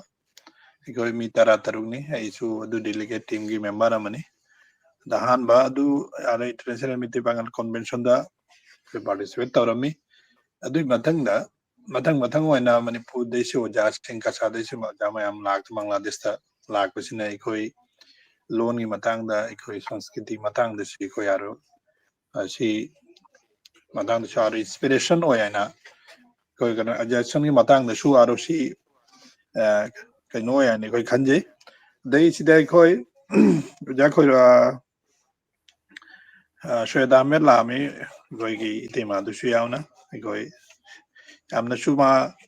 kuina su matam bi vidre koi kharani lera madu su koi oja shweda met ke lohong madu su yawi dei koi gi no ke no so da su koi bating pang nei sida oja tabati wari de shi ari koi oja Khurudin Chaudhary si kursabai no haire la madu da Bangladesh ta la madu da koi yum da su hinga ma leramni ja Khurudin Chaudhary si MC college student ni aisu MC college student in 1988 1994 pho MC college ta leram tamlai tamami matam du gai kai adi matam du gani Khurudin Chaudhary oja la amasi adu sileta lenga du oja Sheram hoiga sahitya ga su yamna involve parabi adai kharani mang de khoi golden Bangladesh Manipuri sahitya sangsad ki golden jubilee pangthokre do banga banu asta adu koi organization manga na dugi organize koi manga du dai koi Bangladesh sahitya sangsad tu yauna program de yam phajana pangthoki Bangladesh te koi Meitei Pangal si yamna luna nungsina lai koi organization mayam de su koi amana help tauna dana adegi ka sahitya sangsad ta du koi nije isamak su yauri aisu Haji Abdul Samad sahab su yauri koi sahitya sangsad ki member amni koi so ado yamna nungsina Bangladesh ta ꯑꯩꯈꯣꯏ ꯃꯤꯇꯩ ꯄꯥꯡꯒꯜꯁꯤ ꯑꯩꯈꯣꯏ ꯌꯥꯝꯅ ꯅꯨꯡꯁꯤꯅ ꯂꯩ ꯍꯥꯏꯕꯁꯤ ꯑꯩ ꯌꯥꯝꯅ ꯀꯩꯅꯣ ꯑꯣꯏꯅ ꯍꯥꯏꯅꯤꯡꯉꯤ ꯑꯣꯖꯥ ꯁꯣꯌꯗꯥꯃꯦꯁꯨ ꯎꯗꯨꯅ ꯆꯠꯈ꯭ꯔꯝꯃꯤ ꯕꯪꯒ꯭ꯂꯥꯗꯦꯁꯇꯤ ꯑꯩꯈꯣꯏ ꯀꯝꯅ ꯅꯨꯡꯁꯤꯅ ꯂꯩꯅꯩ ꯍꯥꯏꯕꯁꯤ ꯑꯩꯈꯣꯏ ꯑꯣꯖꯥ ꯄ꯭ꯔꯃꯣꯗꯀꯁꯨ ꯑꯩꯒꯤꯗꯤ 1 year junior ꯑꯩꯈꯣꯏ ꯌꯥꯝꯅ ꯃꯔꯨ ꯑꯣꯏꯅ ꯌꯥꯝꯅ ꯀ꯭ꯂꯣꯖ ꯑꯣꯏꯅ ꯇꯤꯟꯅꯩꯌꯦꯕ ꯍꯥꯟꯅꯗꯤ ꯃꯥ ꯀꯦꯅꯥꯗꯥꯗ ꯂꯩ ꯆꯠꯇ꯭ꯔꯤꯉꯩꯗ ꯕꯪꯒ꯭ꯂꯥꯗꯦꯁꯇ ꯂꯩꯉꯩꯗꯁꯨ ꯑꯗꯨ ꯃꯥꯅ ꯃꯅꯤꯄꯨꯔꯤ ꯃꯤꯔꯔꯁꯤ ꯌꯥꯝ ꯊꯥꯒꯠꯆꯩ ꯌꯥꯝ ꯐꯖꯕ ꯊꯧꯔꯝꯁꯤ ꯂꯧꯈꯠꯄꯒꯤꯗꯃꯛꯇ ꯊꯥꯒꯠꯆꯩ Thank you. ꯑꯩꯈꯣꯏꯒꯤ ꯑꯣꯖꯥ ꯁꯖꯥꯠꯅ ꯈꯔ ꯄꯅꯤꯡ ꯆꯨꯝꯅ ꯃꯇꯦꯛ ꯑꯃꯇꯪ ꯍꯥꯏꯕꯤꯕꯁꯤ ꯇꯁꯦꯡꯅ ꯑꯣꯖꯥ ꯁꯣꯏꯇ ꯑꯃꯨꯛ ꯂꯥꯛꯆꯒꯦꯀꯣ ꯑꯩꯈꯣꯏ ꯀꯩꯅꯣꯁꯤ ꯃꯇꯝꯁꯤ ꯍꯧꯈꯤꯕꯗꯤ ꯈꯪꯍꯧꯗꯦ ꯄꯨꯡ 1:35 ꯌꯧꯔꯦ ꯑꯗꯣ ꯑꯩꯈꯣই more 30 minutes ꯐꯥꯎ ꯑꯩꯈꯣꯏ ꯀꯩꯅꯣ ꯇꯧꯁꯤ ꯋꯥꯔꯤꯁꯤꯁꯨ ꯃꯊꯪ ꯅꯨꯡꯉꯥꯏꯔꯤ ꯑꯁꯤꯗꯩꯁꯤꯗ ꯉꯁꯥꯏꯒꯤ ꯑꯣꯖꯥ ꯁꯖꯥꯠ ꯑꯣꯖꯥ ꯈꯨꯔꯁꯦꯠ ꯑꯣꯏꯅ ꯄꯟꯕꯗꯁꯨ ꯌꯥꯎꯔꯦ ꯕꯪꯒ꯭ꯂꯥꯗꯦꯁꯇ ꯂꯩꯔꯤꯕ ꯑꯃꯗꯤ ꯃꯄꯥꯟꯗ ꯂꯩꯔꯤꯕ ꯀꯩꯅꯣꯁꯤꯡꯁꯤꯅ ꯑꯩꯈꯣꯏ ꯃꯅꯤꯄꯨꯔꯒ ꯑꯩꯈꯣꯏꯒꯤ ꯇꯥꯏꯠ ꯑꯞ ꯑꯣꯏꯔꯛꯄꯁꯦ ꯈꯔꯗꯤ ꯊꯦꯡꯉꯦ 2019 ꯕ 2015ꯒꯤ ꯃꯈꯥꯗ ꯍꯥꯏꯇꯥꯔꯦ ꯑꯩꯈꯣꯏꯒꯤ ꯑꯣꯔꯒꯅꯥꯏꯖꯦꯁꯟ ꯂꯨꯞ ꯑꯃꯒ ꯁꯝꯅꯕꯒꯤ ꯅꯠꯇ꯭ꯔꯒꯅ ꯀꯩꯅꯣ ꯌꯥꯝꯅ ꯑꯣꯔꯒꯅꯥꯏꯖ ꯋꯦꯗ ꯃꯔꯤ ꯂꯩꯅꯔꯛꯄꯁꯦ ꯇꯣ ꯑꯁꯤꯗꯩꯁꯤꯗ ꯉꯁꯤꯗꯤ ꯑꯌꯥꯝꯕ ꯗꯥꯏꯁꯄꯣꯔꯥ ꯅꯠꯇ꯭ꯔꯒꯅ ꯑꯩꯈꯣꯏ ꯃꯄꯥꯟ ꯂꯝꯗ ꯂꯩꯕꯒꯤ ꯃꯩꯇꯩ ꯄꯥꯡꯒꯜ ꯑꯗꯨꯗ ꯍꯤꯔꯝꯁꯤ ꯑꯣꯏꯕꯅꯤꯅ ꯃꯄꯥꯟ ꯂꯝꯗ ꯂꯩꯕ ꯃꯅꯤꯄꯨꯔꯤ ꯃꯨꯁꯂꯤꯝ ꯅꯠꯇ꯭ꯔꯒ ꯃꯄꯥꯟ ꯂꯝꯗ ꯂꯩꯕ ꯃꯩꯇꯩ ꯄꯥꯡꯒꯜꯁꯤꯡꯒꯤ ꯃꯇꯥꯡꯗ ꯅꯩꯅꯕꯅꯤꯅ ꯑꯗꯣꯝꯗ ꯑꯣꯏꯅ ꯈꯖꯤꯛꯇꯪ ꯆꯪꯁꯤꯟꯅꯤꯡꯉꯤ ꯃꯃꯥꯡꯉꯩꯗ ꯑꯣꯖꯥ ꯍꯣꯏꯅꯁꯨ ꯂꯥꯏꯔꯤꯛ ꯂꯥꯏꯁꯨ ꯇꯝꯕꯁꯤ ꯗꯤꯜꯂꯤꯗꯁꯨ ꯃꯄꯥꯟꯗꯁꯨ ꯂꯩꯔꯨꯕꯅꯤꯅ ꯊꯣꯏꯗꯣꯛꯄ ꯅꯍꯥ ꯑꯣꯏꯔꯤꯉꯩ ꯑꯉꯥꯡ ꯑꯣꯏꯔꯤꯉꯩ ꯀꯩꯅꯣꯗꯣ ꯈꯪꯗ꯭ꯔꯒꯁꯨ ꯉꯁꯥꯏꯒꯤ ꯂꯥꯏꯔꯤꯛ ꯇꯝꯕ ꯑꯩꯈꯣꯏ ꯑꯣꯖꯥ ꯈꯣꯏꯔꯨꯗꯤꯟꯒꯤ ꯀꯩꯅꯣꯁꯤ ꯕꯪꯒ꯭ꯂꯥꯗꯦꯁꯇ ꯌꯥꯝꯅ ꯄꯥꯝꯃꯤ ꯃꯥꯒꯤ ꯁꯩꯔꯦꯡ ꯑꯩ ꯃꯥꯅ ꯑꯦꯗꯤꯇꯔ ꯉꯥꯏꯍꯥꯛ ꯃꯥꯡꯗ ꯎꯠꯆꯈꯤꯕꯗꯣ ꯑꯩ ꯃꯅꯤꯄꯨꯔꯤ ꯃꯤꯔꯔ ꯑꯁꯤ ꯃꯇꯥꯡꯁꯤ ꯑꯩ ꯑꯃꯇꯪ ꯍꯥꯏꯖꯍꯧꯒꯦ ꯃꯅꯤꯄꯨꯔꯤ ꯃꯤꯔꯔꯒꯤ ꯀꯩꯅꯣꯁꯤ ꯑꯩꯈꯣꯏ ꯏ ꯄꯥꯎ ꯈꯛꯇ ꯅꯠꯇꯕ ꯃꯔꯨꯑꯣꯏꯅ ꯑꯩꯈꯣꯏ ꯂꯤꯇꯔꯦꯆꯔꯗ ꯌꯥꯝꯅ ꯑꯩꯈꯣꯏ ꯊꯋꯥꯏ ꯌꯥꯎꯏ ꯂꯤꯇꯔꯦꯆꯔꯒꯤ ꯑꯣꯏꯅ ꯌꯥꯝꯅ ꯑꯩꯈꯣꯏ ꯀꯩꯅꯣ ꯑꯣꯏꯅ ꯎꯠꯂꯤ ꯊꯝꯃꯤ ꯍꯥꯏꯇꯥꯔꯦ ꯃꯔꯨꯑꯣꯏꯅ ꯂꯥꯏꯔꯤꯛ ꯂꯥꯏꯁꯨ ꯐꯣꯡꯕ ꯈꯣꯠꯄ ꯑꯃꯗꯤ ꯀꯩꯅꯣ ꯇꯧꯕꯁꯦ ꯑꯗꯨꯒꯤ ꯀꯩꯅꯣꯗ ꯊꯝꯃꯤ ꯑꯁꯤꯒꯩꯁꯤꯒ ꯂꯩꯔꯤꯕ ꯂꯥꯏꯔꯤꯛꯁꯤ ꯑꯩꯈꯣꯏꯒꯤ ꯕꯪꯒ꯭ꯂꯥꯗꯦꯁꯇ ꯃꯔꯨꯑꯣꯏꯅ ꯑꯩꯅ ꯃꯅꯤꯄꯨꯔꯤ ꯃꯤꯔꯔꯗ ꯂꯥꯏꯔꯤꯛ ꯑꯃꯁꯨꯡ ꯃꯦꯒꯥꯖꯤꯟ ꯍꯥꯏꯇꯥꯔꯦ ꯃꯦꯒꯥꯖꯤꯟ ꯆꯦꯐꯣꯡ ꯄꯨꯝꯅꯃꯛꯁꯤ ꯌꯥꯎꯔꯛꯄ ꯑꯣꯏꯅ ꯏ ꯕꯨꯛ ꯑꯣꯏꯅ ꯗꯤꯖꯤꯇꯦꯜ ꯐꯣꯔꯃꯦꯠꯇ ꯊꯝꯕꯅꯤ ꯃꯔꯨꯑꯣꯏꯅ ꯗꯤꯖꯤꯇꯦꯜ ꯐꯣꯔꯃꯦꯠꯇ ꯑꯩꯈꯣꯏꯅ ꯈꯔ ꯃꯌꯥꯝ ꯃꯄꯥꯟ ꯂꯝꯗꯁꯨ ꯃꯌꯥꯝꯁꯤ ꯂꯩꯅꯔꯦꯗꯣ ꯑꯗꯨꯅ ꯑꯩꯈꯣꯏꯒꯤꯗꯤ ꯃꯁꯤꯡꯁꯤ ꯂꯤꯛꯑꯒꯁꯨ ꯂꯥꯏꯔꯤꯛ ꯄꯥꯍꯟꯅꯤꯡꯕꯒꯤ ꯀꯩꯅꯣꯁꯤ ꯂꯩꯕꯅꯤꯅ ꯁꯤꯁꯨ ꯇꯧꯗ ꯌꯥꯗꯦ ꯍꯥꯏꯅ ꯋꯦꯕꯁꯥꯏꯠꯁꯤꯗ ꯑꯩꯈꯣꯏꯅ ꯏ ꯕꯨꯛꯀꯤ ꯄ꯭ꯂꯥꯠꯐꯣꯝ ꯑꯃ ꯊꯝꯃꯤ ꯑꯗꯨꯒ ꯃꯅꯤꯄꯨꯔꯒꯤꯁꯨ ꯈꯔ ꯁꯨꯝ ꯍꯥꯞꯆꯤꯜꯂꯛꯀꯅꯤ ꯍꯧꯖꯤꯛ ꯑꯃꯅꯤꯗꯤ ꯍꯥꯞꯆꯤꯜꯂꯦ ꯑꯇꯩꯁꯨ ꯑꯐꯪꯕ ꯀꯩꯅꯣꯁꯤꯡꯁꯦ ꯑꯁꯤꯁꯤꯁꯨ ꯍꯥꯞꯆꯤꯜꯂꯛꯀꯅꯤ ꯑꯣꯖꯥ ꯈꯣꯏꯔꯨꯗꯤꯟꯒꯤ ꯉꯁꯤ ꯑꯙꯨꯅꯤꯛ ꯃꯅꯤꯄꯨꯔꯤ ꯀꯣꯕꯤꯇꯥ ꯍꯥꯏꯅ ꯃꯥꯒꯤ ꯂꯥꯏꯔꯤꯛꯁꯤ ꯑꯩꯈꯣꯏ ꯑꯣꯖꯥ ꯈꯣꯏꯔꯨꯗꯤꯟꯒ ꯑꯗꯩꯗꯤ ꯑꯣꯖꯥ ꯑꯃꯒ ꯀꯩꯅꯣ ꯇꯧꯔꯒ ꯐꯣꯡꯕꯅꯤ ꯄꯨꯊꯣꯛꯄꯅꯤ ꯑꯁꯤꯒꯤ ꯀꯩꯅꯣꯁꯤ ꯑꯁꯤꯗꯩꯁꯤꯗ ꯃꯍꯥꯛꯀꯤ ꯀꯩꯅꯣꯁꯤ ꯁꯩꯔꯦꯡꯁꯤ ꯕꯦꯡꯒꯣꯂꯤꯗ ꯍꯟꯗꯣꯛꯄꯁꯤ ꯉꯜꯂꯤꯉꯩ ꯃꯇꯝꯗꯅꯤꯀꯣ ꯁꯤꯒꯩꯁꯤ ꯁꯧꯒꯥꯏꯖꯝ ꯕ꯭ꯔꯣꯖꯦꯁꯣꯔ ꯁꯤꯡꯍꯣ ꯃꯈꯣꯏ ꯑꯅꯤꯅ ꯍꯟꯗꯣꯛꯄ ꯑꯁꯨꯃꯥꯏꯅ ꯃꯃꯥꯡꯉꯩꯗꯗꯤ ꯌꯥꯝꯅ ꯀꯩꯅꯣꯒꯤꯅ ꯀꯩ ꯍꯥꯏꯇꯥꯔꯦ ꯄꯥꯔꯁꯟ ꯇꯨ ꯄꯥꯔꯁꯟ ꯑꯗꯨꯒꯤ ꯃꯔꯤꯗꯤ ꯁꯨꯝ ꯂꯩꯅꯔꯝꯕ ꯉꯁꯥꯏꯒꯤ ꯍꯥꯏꯔꯤꯕ ꯀꯩꯅꯣꯁꯤ ꯑꯗꯨꯒ ꯑꯣꯔꯒꯅꯥꯏꯖꯦꯁꯟꯒꯤ ꯊꯥꯛꯇꯗꯤ ꯀꯌꯥ ꯂꯩꯔꯝꯗꯕꯅꯤꯅ ꯑꯩꯈꯣꯏꯒꯤ ꯃꯅꯨꯡꯗ ꯃꯔꯤꯁꯤ ꯁꯥꯒꯠꯄ ꯈꯔ ꯋꯥꯔꯝꯃꯤ ꯑꯗꯨꯒ ꯇꯧꯕꯇꯕꯨ ꯉꯁꯥꯏ ꯑꯣꯖꯥ ꯁꯦꯖꯥꯠ ꯑꯣꯖꯥ ꯈꯨꯔꯁꯦꯠꯅꯁꯨ ꯄꯟꯈ꯭ꯔꯦ ꯃꯔꯤ ꯕꯪꯒ꯭ꯂꯥꯗꯦꯁꯇꯒꯤ ꯆꯠꯈꯤꯕ ꯑꯩꯈꯣꯏꯒꯤ ꯅꯍꯥꯔꯣꯟꯁꯤꯡ ꯃꯅꯤꯄꯨꯔꯗ ꯂꯩꯕ ꯑꯗꯒꯤ ꯍꯜꯂꯛꯑꯒ ꯕꯪꯒ꯭ꯂꯥꯗꯦꯁꯇ ꯂꯥꯛꯄ ꯃꯈꯣꯏꯅ ꯑꯃꯨꯛ ꯋꯥꯔꯤꯁꯤ ꯂꯤꯕ ꯑꯗꯨꯒꯤ ꯀꯩꯅꯣꯃꯗꯤ ꯁꯨꯝ ꯂꯩꯕ ꯑꯁꯨꯃꯥꯏꯅ ꯃꯔꯤꯁꯤ ꯁꯝꯅꯔꯛꯄꯗꯒꯤꯗꯤ ꯈꯔꯗꯤ ꯍꯧꯖꯤꯛ ꯃꯄꯨꯡ ꯐꯥꯅ ꯏꯟꯇꯔꯅꯦꯁꯅꯦꯜ ꯀꯟꯐꯔꯦꯟꯁ ꯇꯧꯔꯛꯄ ꯃꯩꯇꯩ ꯄꯥꯡꯒꯜꯒꯤ ꯑꯗꯨꯗꯒꯤ ꯐꯦꯁꯕꯨꯛꯀꯤ ꯊ꯭ꯔꯨꯗꯒꯤ ꯑꯣꯏꯔꯣ ꯑꯇꯩ ꯁꯣꯁꯤꯌꯦꯜ ꯃꯦꯗꯤꯌꯥꯗꯒꯤ ꯑꯣꯏꯔꯣ ꯅꯛꯁꯟꯅꯕꯁꯤ ꯑꯣꯏꯔꯦ ꯍꯧꯖꯤꯛ ꯄꯥꯟꯗꯝꯁꯦ ꯃꯔꯨꯑꯣꯏꯅ ꯑꯁꯤ ꯑꯩꯅ ꯍꯪꯖꯅꯤꯡꯉꯤꯕ ꯅꯠꯇ꯭ꯔꯒ ꯅꯩꯅꯅꯤꯡꯉꯤꯕ ꯍꯤꯔꯝꯁꯤꯗꯤ ꯃꯃꯥꯡꯉꯩꯗꯅ ꯀꯔꯤꯒꯤ ꯂꯩꯔꯝꯗ꯭ꯔꯤꯕ ꯑꯩꯈꯣꯏꯒꯤ ꯃꯩꯇꯩꯁꯤꯡꯒꯤ ꯀꯜꯆꯔꯒꯤ ꯅꯠꯇ꯭ꯔꯒ ꯁꯥꯍꯤꯇ꯭ꯌꯒꯤ ꯀꯩꯅꯣꯗꯗꯤ ꯈꯔ ꯑꯣꯖꯥ ꯀꯩꯅꯣꯅꯁꯨ ꯍꯥꯏ ꯑꯣꯖꯥ ꯁꯖꯥꯠꯅꯁꯨ ꯉꯔꯥꯡ ꯑꯩꯈꯣꯏ ꯑꯣꯖꯥ ꯑꯦ ꯀꯦ ꯁꯦꯔꯥꯝꯅꯁꯨ ꯄꯟꯕꯤ ꯑꯣꯖꯥ ꯈꯩꯔꯨꯗꯤꯟ ꯍꯣꯏ ꯂꯥꯛꯈꯤꯕ ꯑꯗꯩ ꯑꯁꯥꯝꯗꯒꯤ ꯑꯣꯖꯥ ꯇꯥꯍꯤꯔ ꯀꯩ ꯂꯥꯛꯈꯤꯕ ꯂꯩꯔꯦ ꯑꯗꯨꯒ ꯄꯥꯡꯒꯜꯁꯤꯡꯒꯤ ꯃꯅꯨꯡꯗ ꯈꯖꯤꯛꯇꯪ ꯑꯩꯈꯣꯏꯒꯤ ꯁꯨꯃꯥꯏꯅ ꯑꯣꯔꯒꯅꯥꯏꯖꯦꯁꯟ ꯁꯝꯅꯕꯒꯤ ꯋꯥꯠꯂꯝꯕꯒꯤ ꯃꯔꯝꯁꯤꯁꯨ ꯈꯖꯤꯛꯇꯪ ꯄꯟꯕꯤꯔꯝꯃꯨ ꯑꯗꯨꯒ ꯂꯣꯏꯅꯅ ꯑꯁꯤꯅ ꯄꯥꯁ ꯑꯣꯏꯔꯦꯀꯣ ꯄ꯭ꯔꯦꯖꯦꯟꯇꯗꯤ ꯍꯧꯖꯤꯛ ꯃꯔꯤ ꯂꯩꯅꯔꯦ ꯐ꯭ꯌꯨꯆꯔꯗ ꯑꯁꯨꯃꯥꯏꯅ ꯂꯨꯞꯁꯤꯡꯁꯤ ꯁꯝꯖꯟꯅꯔꯒ ꯀꯔꯤ ꯇꯧꯕ ꯌꯥꯕ ꯑꯩꯈꯣꯏꯁꯤ ꯂꯣꯏꯁꯤꯜꯂꯛꯄꯅꯤꯅ ꯈꯔ ꯐ꯭ꯌꯨꯆꯔꯗ ꯂꯥꯛꯑꯁꯤ ꯑꯩꯈꯣꯏ ꯄꯥꯁ ꯏꯁ ꯄꯥꯁ ꯍꯥꯏꯕꯕꯨꯗꯤ ꯅꯠꯇꯦ ꯑꯗꯨꯒ ꯇꯨꯡꯒꯤ ꯃꯥꯡꯒꯤ ꯋꯥꯔꯤꯗꯨꯁꯨ ꯊꯝꯃ ꯑꯩꯈꯣꯏ ꯇꯨꯡꯗ ꯏꯟ ꯐ꯭ꯌꯨꯆꯔꯗ ꯑꯩꯈꯣꯏ ꯀꯔꯤ ꯇꯧꯕ ꯌꯥꯕ ꯑꯩꯈꯣꯏ ꯑꯣꯖꯥꯁꯤꯡꯅꯁꯨ ꯈꯔ ꯍꯥꯏꯕꯤꯕ ꯂꯩꯔꯦ ꯑꯣꯖꯥ ꯈꯨꯔꯁꯦꯠ ꯈꯪꯗꯦ ꯑꯣꯖꯥ ꯁꯖꯥꯠꯅꯁꯨ ꯑꯄꯥꯝꯕ ꯈꯔ ꯂꯩꯔꯦ ꯑꯁꯤꯒꯨꯝꯕꯁꯤ ꯃꯥꯡꯗ ꯊꯝꯃꯒ ꯑꯩꯈꯣꯏ ꯑꯣꯔꯒꯅꯥꯏꯖꯦꯁꯟꯁꯤꯡ ꯑꯃꯁꯨꯡ ꯏꯟꯗꯤꯕꯤꯖꯨꯋꯦꯜꯒꯤ ꯃꯥꯏꯀꯩꯗꯒꯤꯁꯨ ꯑꯩꯈꯣꯏꯒꯤ ꯃꯔꯤꯁꯤ ꯁꯥꯒꯠꯂꯒ ꯄꯦꯟ ꯃꯤꯇꯩ ꯄꯥꯡꯒꯜ ꯅꯠꯇ꯭ꯔꯒ ꯑꯩꯈꯣꯏ ꯇꯁꯦꯡꯅ ꯍꯥꯏꯔꯗꯤ ꯃꯅꯤꯄꯨꯔꯤꯁꯤꯡꯒꯤ ꯃꯅꯨꯡꯗ ꯑꯄꯨꯟꯕ ꯑꯃ ꯁꯥꯒꯠꯄ ꯇꯥꯔꯒꯗꯤ ꯀꯔꯤ ꯇꯧꯐꯝ ꯊꯣꯛꯄ ꯉꯁꯥꯏꯒꯤ ꯁꯦꯃꯤꯅꯥꯔ ꯅꯠꯇ꯭ꯔꯒ ꯁꯤꯝꯄꯣꯖꯤꯌꯝ ꯅꯠꯇ꯭ꯔꯒꯅ ꯀꯟꯚꯦꯟꯁꯟ ꯇꯧꯕꯗꯨꯅ point amakhaktani adu natana ati kari kari su tawba yaba adusu khajik thambiram oja soi ngasai aina haibadu ahambada akhoi mari si khara thengna 2019 ba 2015 ga si ngali ngai matam dadi akhoi 2000 akhoi mitei 80 dagi 90 dagi hauna phajana lupka samna bagi mari lena ba keno sila to pangan si manung dei kha thengi bagi maram si asi kari gino aduga loina mathangda in future da karam haina te su hena naksana ba yaba masu kari tawba yaba ani thona kha thambiram oja soi ai hafetang kedaujarake tasengna masipun basi akoina sum thengna jabada yamna ngallingai dagi budi asaigi pamyal gaina pan manipur movement akoigi pusalakna bahotna ba dagi mamangda hizam irabotna akoigi mapan da conference tawraga akoigi pan manipuri mayam punjan na bahotna bagi adagi ai recently aina pa bada yamna interesting oiba ama pamyal hebra keno organization na yam chawna leiramba akoigi journal ga phongam basina manipuri ga se define tawramme ai ngarang thengna sei makoina manipuri se kanano gaina ga define tawbagi madugi potuma adudadi akoi community gi pochina tabida who are the manipuris gaina aduna yamna lingai dagi budi akogi eze kari amo oina major community oriba meitei singna yamna kanna irabot ki matam dagi hauraga manipur gi mapanda khundariba diaspora sing akogi mama samaksu silheta aina pajabada silhetagi jail da thogakpada mafam dugi meitei pangal sing yauna mase jail dagi thadorakpada okpagi wari ga so aina thengna jai pabada aduna yam ngallingai dagi di ngallingai da pulam basu yai madugi wari du di aina su thoina khangre kaigino haraga matam du da akoigi hizamira botna barma da akoigi mahasabagi akoigi kari haitare mifam famba matam daga di meitei pangal yauram basu yai photo ga su handak thagalakna ga tawe ariba photo irabot yauraga barma da akoigi adugum bagi port aduna yam ngallingai da dagi amaso aina thengna jai sum information amma oina akoigi TC Hotson gi larikta orba male aina thengna jabase akoigi meitei singi jagoi saba sai ozana so oza promote na so haibi kibudo thaina haibidi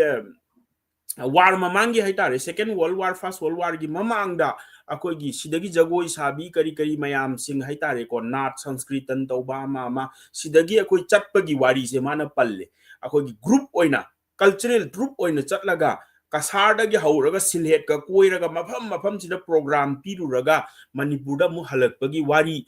TC Hotson gi laikta palle aina recently paabani aduna thengna jabani yamna ngae kaigino da matam duragi hauna akoiga cultural context amadi tawramme ada meitei pangal gi pochina saigi thoina di khangdre kaigino haraga muslim se manipur da haitare meitei pangal se kijitang educationally akoigi backward oiraga hana kuina leirure haitare ado hujikpudi akoigi thoge community se open up tawre haitare mayam marakta tilaktana mainstream da yaure ado akoina angang oiringai matam dadi muslim community se akoigi larik laisu tamdaba akoigi ayambana agriculture da yumpham oiraga leiba adugumba society ama oina tawramme adubu yam change la kodudagi di atopa medium mayam ama changjale Facebook ki adagi na social media gi culture ama changakpadagi di context se haitare ko ado aina hanba silhet yam chaningi bagi wari se ta sengna ina research tawringai da akoigi lilong da lari iba ma leiramme hujiksu leiri ai recently ai ma unaba chalui ma nare na Guwahati da pugre na mana tarko Afghan gi chada nauda ina larik amakhak larik se iba matam da mana silhet chatpagi wari maga wari sanaba matam da lire silhet ki pangan gi khun mayam gi yang kuina mana li maduda aingonda yamna interesting oi ki lamje chatning bagi aingonda phau gi adubo matam du da akoigi adum khangi sini kantik am watle Manipur singna Bangladesh chatpa khotpaga adagi Burma chatpaga ise yamna manung hanna changjan baga ise hujikan khaki wari ni aduna masipuna makse ta sengna muslim na khara thenge cultural context se adobo aina panba yabadi 2019 da ampua haribo organization duna ihan hana international conference ama tawe ai samak hana general secretary oijarame organization sigi ado akoigi matamdugi secretary Abdul Salam MCS retired MCS officer sina mana secretary pura kanda akoi contact tawe adudani akoi gi team mama la aga sida akoi seminar ama tawe report ama so ina I powder dum happy buduni aduda oza rausanara khoi adagi ato mayam ama laktana saireng paba history paba adagi Bangladesh ki aduda akoi se sakhang mai khang na bagi pot ama lai madagi kui dana matam du March 2019 gi date 2 ga 3 ga dane ado tawbase han base akoi international conference adugi makha tarak pada December 22 23 2019 da or mane amukok na muktawe international conference palace compound tawe ahan bagi aina sai haiki besidana akoi ining thau yawe ining thau masamak na wari mayam amali mana kasarom da chatlu bada Meitei Pangal thengnarakpagi wari syllabus ta Meitei Pangal gi hapaga mayam khangmin na ba khomin na ba nungsina leigadauni adagi sagai happy you copy you mayam ama mana liramme matam numitu da lecture du da adagi muslim gi tawba yaba pot mayam ama Meitei Pangal singi haitare aduga ani subagi palace compound sidana ko gi honorable matam dugi CM oza biren masamak yauraga tawbani adusu yam phajai ai samak yawe jalan na maru oina akoi gi SM jalan amukokina luchinga tawbani aduda oza samat khoi kai khoi lae oza khurshid su lae aduda akoi thengna jai adubu tasengna akoi na yam close oina yumda kaida pudana khotana chamin na ba komin na ba gi matam budi phangkhide adagi ahum suba ama sina adampur da tawba male December 25 28 ki akoi 2022 da madu ai invitation phange matam da writers union haibu organization amagi president oi ai ngonda baton thare adu bukhyau na ba madagi ai chatpa ngam haude adu ai nungai ta ba ma dum leibadagi ai na 2024 da amuk chatpani aduna tasengna haragadi akoina Sangai festival huzik recently loigre Sangai festival da mamangda akoigi Bangladesh ta khunda khraba Meitei sing akoi sidal laknana bagi flight ka tawraga makoi sida participate tawhan bagi program ama adum sille Sangai festival da ado ai taseng na Meitei Pangal khaki haibadu so ai haijaningde kaigino haraga yamna pikna taba kasar Assam da some 2.5 Meitei Pangal su yame dum 80,000 nom leire ga hai kasar da aduna Meitei ga pullaga di 3 lakhs 4 lakhs hairo exact population budi khangdre adagi Tripura da lising tare rom lei hai oza khoi gi Bangladesh ta Pangan Meitei Pangal trahum doi ama trying to trahum doi hai tare adagi atopa community Meitei gi ka punjal laga makoi sing se ta se na koina Sangai festival da Bangladesh dagi Burma dagi akoina invite tawri sumaina tau taragadi sahi khudingi huji akoina Sangai festival tawbu matamda sugum bagi contact ama government na sinbi raga akoi se cultural contact ama hai tare ne sinbi ragadi he na phagado bune adoga hoi civil organization amana sin bai se madu paisa yam chauna changi madugi leifam chafam ama hotel langdel ama madugi paisa dusu achouba khara samani hai tare Bangladesh ta bu sin bo boiro sida su sin bo boiro aduna Sangai festival se future da hai tare ko ai suggestion hai tare ai na hai taragadi Sangai festival natraga any other cultural program ama tawba matam da saigi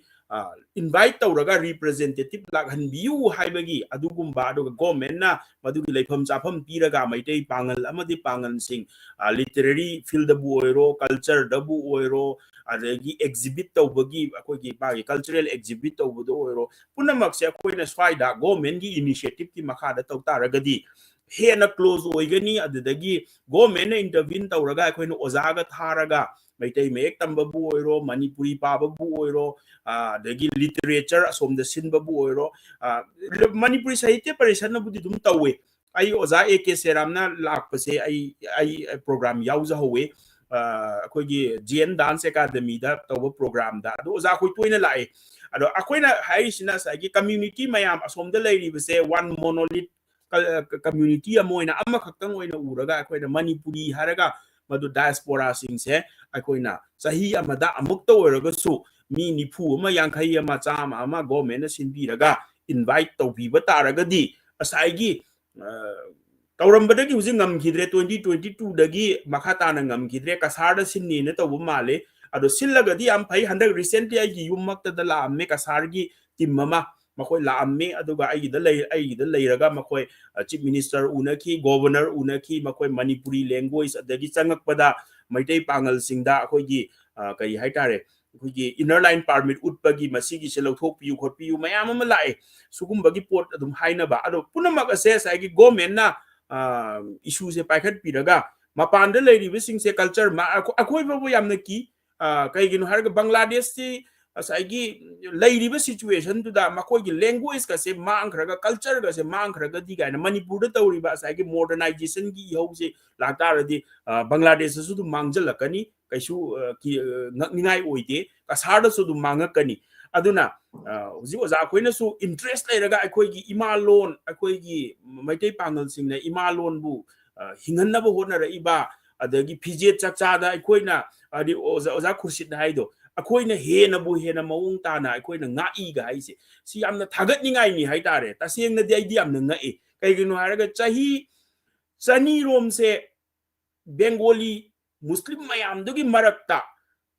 Meitei ꯄꯥꯡꯒꯜ ꯂꯩꯅ ꯏꯁꯂꯥꯝ ꯆꯠꯄ ꯙꯔꯃꯁꯦ ꯃꯥꯡꯗꯗꯅ ꯂꯩꯔꯛꯏꯁꯤꯁꯨ ꯌꯥꯝꯅ ꯉꯛꯅꯤꯡꯉꯥꯏꯅꯤ ꯃꯁꯤꯁꯨ ꯑꯗꯣ ꯃꯁꯤꯗ ꯌꯥꯝꯅ ꯆꯥꯎꯅ ꯑꯩꯅ ꯀ꯭ꯔꯦꯗꯤꯠ ꯄꯤꯅꯤꯡꯕꯁꯦ ꯃꯩꯇꯩꯁꯤꯡꯒ ꯂꯩꯃꯤꯟꯅꯕꯒꯤ ꯑꯣꯏꯒꯗ꯭ꯔꯥ ꯍꯥꯏꯅ ꯈꯜꯂꯤ ꯅꯠꯇꯕ ꯇꯥꯔꯒꯗꯤ ꯇꯣꯈꯥꯏꯅꯒ ꯂꯩꯔꯒꯗꯤ ꯃꯤ ꯂꯤꯁꯤꯡ ꯃꯇꯝꯗꯨꯗ ꯍꯧꯖꯤꯛ 19 ꯍꯥꯏꯕꯩ ꯋꯥꯅꯤ ꯃꯇꯝꯗꯨꯗ 1000 ꯑꯃ ꯑꯣꯏꯔꯝꯕꯁꯨ ꯌꯥꯏ 1000 ꯑꯃ ꯍꯥꯏꯔꯤꯁꯦ ꯌꯥꯝ ꯅꯥꯏꯇꯣꯝꯅ ꯂꯩꯔꯝꯕ ꯇꯥꯔꯒꯗꯤ ꯕꯦꯡꯒꯣꯂꯤ ꯑꯦꯕꯖꯣꯔꯕ ꯇꯧꯈꯤꯕꯒꯤ ꯆꯥꯟꯁꯁꯨ ꯌꯥꯝꯅ ꯋꯥꯡꯉꯤ ꯍꯥꯏꯇꯥꯔꯦ ꯑꯗꯨꯅ ꯉꯁꯥꯏꯒꯤ ꯃꯩꯇꯩ ꯄꯥꯡꯒꯜꯒ ꯃꯩꯇꯩꯒ ꯑꯅꯤ ꯄꯨꯟꯖꯟꯅꯔꯒ ꯂꯩꯕꯗꯨꯅ ꯉꯁꯥꯏꯒꯤ ꯃꯥꯒꯤ ꯑꯥꯏꯗꯦꯟꯇꯤꯇꯤꯗꯣ ꯄ꯭ꯔꯤꯖꯔꯕ ꯇꯧꯕ ꯉꯝꯕ꯭ꯔꯥ ꯍꯥꯏꯅ ꯈꯜꯂꯤ ꯑꯗꯨꯒ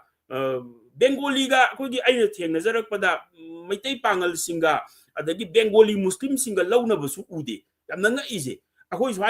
ꯁ꯭ꯋꯥꯏꯗꯅꯕꯨ ꯍꯦꯟꯅ ꯂꯧꯅꯔꯕ꯭ꯔꯥ ꯈꯜꯂꯤ ꯀꯩꯒꯤꯅꯣ ꯃꯣꯏꯗ ꯑꯗꯨꯛ ꯌꯥꯝꯅ ꯀ꯭ꯂꯣꯖ ꯑꯣꯏꯅ ꯙꯔꯃꯁꯨ ꯃꯥꯟꯅꯔꯤꯕ ꯄꯣꯠꯇꯨꯗ ꯂꯧꯅꯗꯕꯤꯗ ꯂꯦꯡꯒ꯭ꯋꯦꯖꯁꯨ ꯃꯄꯥꯟꯗ ꯊꯣꯛꯑꯒꯕꯨꯗꯤ ꯍꯣꯏ ꯕꯦꯡꯒꯣꯂꯤ ꯑꯗꯨꯗꯤ ꯀꯁꯥꯔꯗꯁꯨ ꯑꯗꯨꯝ ꯇꯧꯋꯦ ꯀꯁꯥꯔꯗ ꯌꯨꯝꯗꯒꯤ ꯊꯣꯛꯈꯤꯕ ꯃꯇꯝꯗ ꯃꯩꯇꯩ ꯄꯥꯡꯒꯜꯁꯤꯡꯁꯦ ꯕꯦꯡꯒꯣꯂꯤ ꯂꯣꯜꯂꯦ ꯃꯩꯇꯩꯁꯨ ꯕꯦꯡꯒꯣꯂꯤ ꯂꯣꯜꯂꯦ ꯑꯗꯨꯒ ꯌꯨꯝ ꯍꯦꯛ ꯍꯟꯖꯜꯂꯛꯄꯒ ꯃꯅꯤꯄꯨꯔꯤꯗ ꯑꯗꯨꯝ ꯂꯣꯜꯂꯦ ꯑꯩ ꯀꯁꯥꯔꯗꯗꯤ ꯐꯅ ꯀꯨꯏꯅ ꯂꯩꯔꯨꯔꯦ ꯑꯗꯨꯅ ꯁꯤ ꯄꯨꯝꯅꯃꯛꯁꯦ ꯑꯩꯈꯣꯏꯅ ꯌꯥꯝꯅ ꯇꯝꯖꯅꯤꯡꯉꯥꯏꯅꯤ ꯍꯥꯏꯇꯥꯔꯦ ꯃꯅꯤꯄꯨꯔ ꯃꯆꯥ ꯃꯅꯤꯄꯨꯔꯗ ꯂꯩꯔꯤꯕꯁꯤꯡꯅ ꯇꯝꯖꯅꯤꯡꯉꯥꯏꯅꯤ ꯀꯔꯤꯒꯤꯅꯣ ꯍꯥꯏꯔꯒ ꯑꯁꯣꯝꯗ ꯂꯩꯔꯤꯕ ꯑꯁꯤꯅ ꯑꯦꯛꯖꯥꯝꯄꯜ ꯑꯃ ꯑꯣꯏꯔꯒ ꯉꯁꯥꯏ ꯑꯃꯅ ꯍꯪꯉꯛꯑꯦ ꯍꯥꯏꯗꯣ ꯑꯦꯛꯖꯥꯝꯄꯜ ꯑꯃ ꯑꯣꯏꯅ ꯑꯩꯈꯣꯏꯅ ꯌꯦꯡꯕ ꯍꯩꯕ ꯇꯥꯔꯒꯗꯤ ꯑꯩꯈꯣꯏ ꯁꯤꯗꯁꯨ ꯅꯨꯡꯁꯤꯅꯕ ꯉꯝꯒꯗ꯭ꯔꯥ ꯍꯥꯏꯅ ꯈꯜꯂꯤ ꯑꯗꯨꯅ ꯃꯨꯁꯂꯤꯝꯁꯤꯡ ꯌꯥꯝꯅ ꯅꯨꯡꯁꯤ ꯃꯩꯇꯩ ꯄꯥꯡꯒꯜꯁꯤꯡ ꯍꯥꯏꯇꯥꯔꯦ ꯀꯩꯒꯤꯅꯣ ꯍꯥꯏꯔꯒ ꯃꯩꯇꯩꯁꯤꯡꯒ ꯃꯈꯣꯏꯒ ꯂꯩꯃꯤꯟꯅꯔꯝꯕꯒꯤ ꯑꯣꯏꯔꯝꯕꯁꯨ ꯌꯥꯏꯑꯕ ꯑꯩꯈꯣꯏꯅ ꯃꯈꯣꯏꯁꯦ ꯃꯥꯡꯗꯗꯅ ꯃꯈꯣꯏꯒꯤ ꯀꯜꯆꯔꯁꯦ ꯃꯩꯇꯩ ꯄꯥꯡꯒꯜ ꯂꯩꯅ ꯑꯗꯨꯝ ꯌꯨꯅꯤꯛ ꯑꯥꯏꯗꯦꯟꯇꯤꯇꯤ ꯑꯃ ꯄ꯭ꯔꯤꯖꯔꯕ ꯇꯧꯔꯒ ꯂꯩꯔꯝꯃꯤꯁꯦ ꯃꯁꯤ ꯍꯥꯏꯔꯒ ꯑꯩ ꯁ꯭ꯋꯥꯏꯗ ꯑꯗꯨꯝ ꯑꯩꯒꯤ ꯀꯔꯤꯁꯤꯃꯗꯤ ꯀꯩꯗꯧꯖꯒꯦ ꯌꯥꯝ ꯅꯨꯡꯉꯥꯏ ꯑꯣꯖꯥ ꯊꯦꯡꯛ ꯌꯨ ꯑꯃꯨꯛꯀꯁꯨ ꯊꯥꯒꯠꯆꯔꯤ ꯇꯁꯦꯡꯅ ꯍꯥꯏꯔꯒꯗꯤ ꯉꯁꯥꯏꯒꯤ ꯑꯩꯈꯣꯏꯒꯤ ꯋꯥꯔꯤꯁꯤꯁꯨ ꯁꯨꯝ ꯂꯥꯛꯑꯦ ꯑꯩꯈꯣꯏꯒꯤ ꯃꯔꯤꯁꯤ ꯅꯛꯁꯟꯅꯕ ꯑꯗꯨꯒ ꯅꯛꯁꯟꯅꯔꯃꯤꯅ ꯑꯗꯨꯒꯤ ꯑꯐ ꯐꯠꯇꯕꯗꯨꯁꯨ ꯁꯨꯝ ꯂꯧꯅꯔꯛꯀꯅꯤ ꯑꯗꯨꯒ ꯑꯀꯤꯕ ꯑꯃ ꯑꯣꯖꯥ ꯁꯣꯏꯅ ꯍꯥꯏꯗꯣ ꯉꯁꯥꯏꯒꯤ ꯃꯅꯤꯄꯨꯔꯒꯤ ꯃꯇꯧ ꯇꯝꯃꯛꯀꯗ꯭ꯔꯥ ꯍꯥꯏꯕꯒꯤ ꯑꯀꯤꯕ ꯑꯃꯁꯨ ꯁꯨꯝ ꯂꯩ ꯑꯩꯈꯣꯏ ꯑꯁꯤ ꯆꯨꯝꯃꯤ ꯏꯟꯇꯔꯅꯦꯠꯀꯤ ꯊ꯭ꯔꯨꯗꯒꯤ ꯍꯥꯏꯒꯗ꯭ꯔꯥ ꯁꯣꯁꯤꯌꯦꯜ ꯃീഡിꯌꯥ ꯀꯩꯅꯣꯗꯒꯤ ꯑꯣꯏꯅ ꯂꯥꯞꯅ ꯂꯩꯅꯔꯒꯁꯨ ꯑꯩꯈꯣꯏ ꯕ꯭ꯔꯥꯎꯖꯤꯡ ꯑꯩꯈꯣꯏ ꯏꯟꯇꯔꯅꯦꯠꯀꯤ ꯃꯣꯏꯒꯤ ꯑꯦꯜꯒꯣꯔꯤꯗꯝꯒꯤ ꯃꯇꯥꯡꯗꯅ ꯃꯥꯅ ꯄꯥꯝꯕ ꯀꯩꯅꯣ ꯍꯦꯟꯅ ꯊꯣꯛꯂꯛꯄꯅꯤꯅ ꯉꯁꯥꯏꯒꯤ ꯑꯣꯖꯥ ꯁꯖꯥꯠ ꯈꯨꯔꯁꯦꯠꯕꯥꯅꯁꯨ ꯍꯥꯏꯔꯛꯀꯅꯤ ꯕꯪꯒ꯭ꯂꯥꯗꯦꯁꯇ ꯂꯩꯔꯤꯕ ꯄꯥꯡꯒꯜꯁꯤꯡꯁꯤꯁꯨ ꯂꯣꯏꯅ ꯃꯩꯇꯩ ꯄꯥꯡꯒꯜꯁꯤꯡꯁꯨ ꯂꯣꯏꯅ ꯑꯁꯥꯝꯗ ꯈꯪꯗꯦ ꯃꯅꯤꯄꯨꯔꯗ ꯊꯧꯗꯣꯛ ꯋꯥꯊꯣꯛ ꯄꯨꯝꯅꯃꯛꯁꯤ ꯁꯨꯝ ꯈꯔ ꯇꯧꯔꯁꯨ ꯎꯔꯝꯒꯅꯤ ꯊ꯭ꯔꯨ ꯗ ꯀꯅꯦꯛꯇꯤꯚꯤꯇꯤ ꯂꯩꯅꯕꯅꯤꯅ ꯇꯣ ꯑꯗꯨꯒꯤ ꯈꯔ ꯆꯦꯛꯁꯤꯟꯍꯧꯗꯕ ꯃꯤꯀꯨꯞꯇ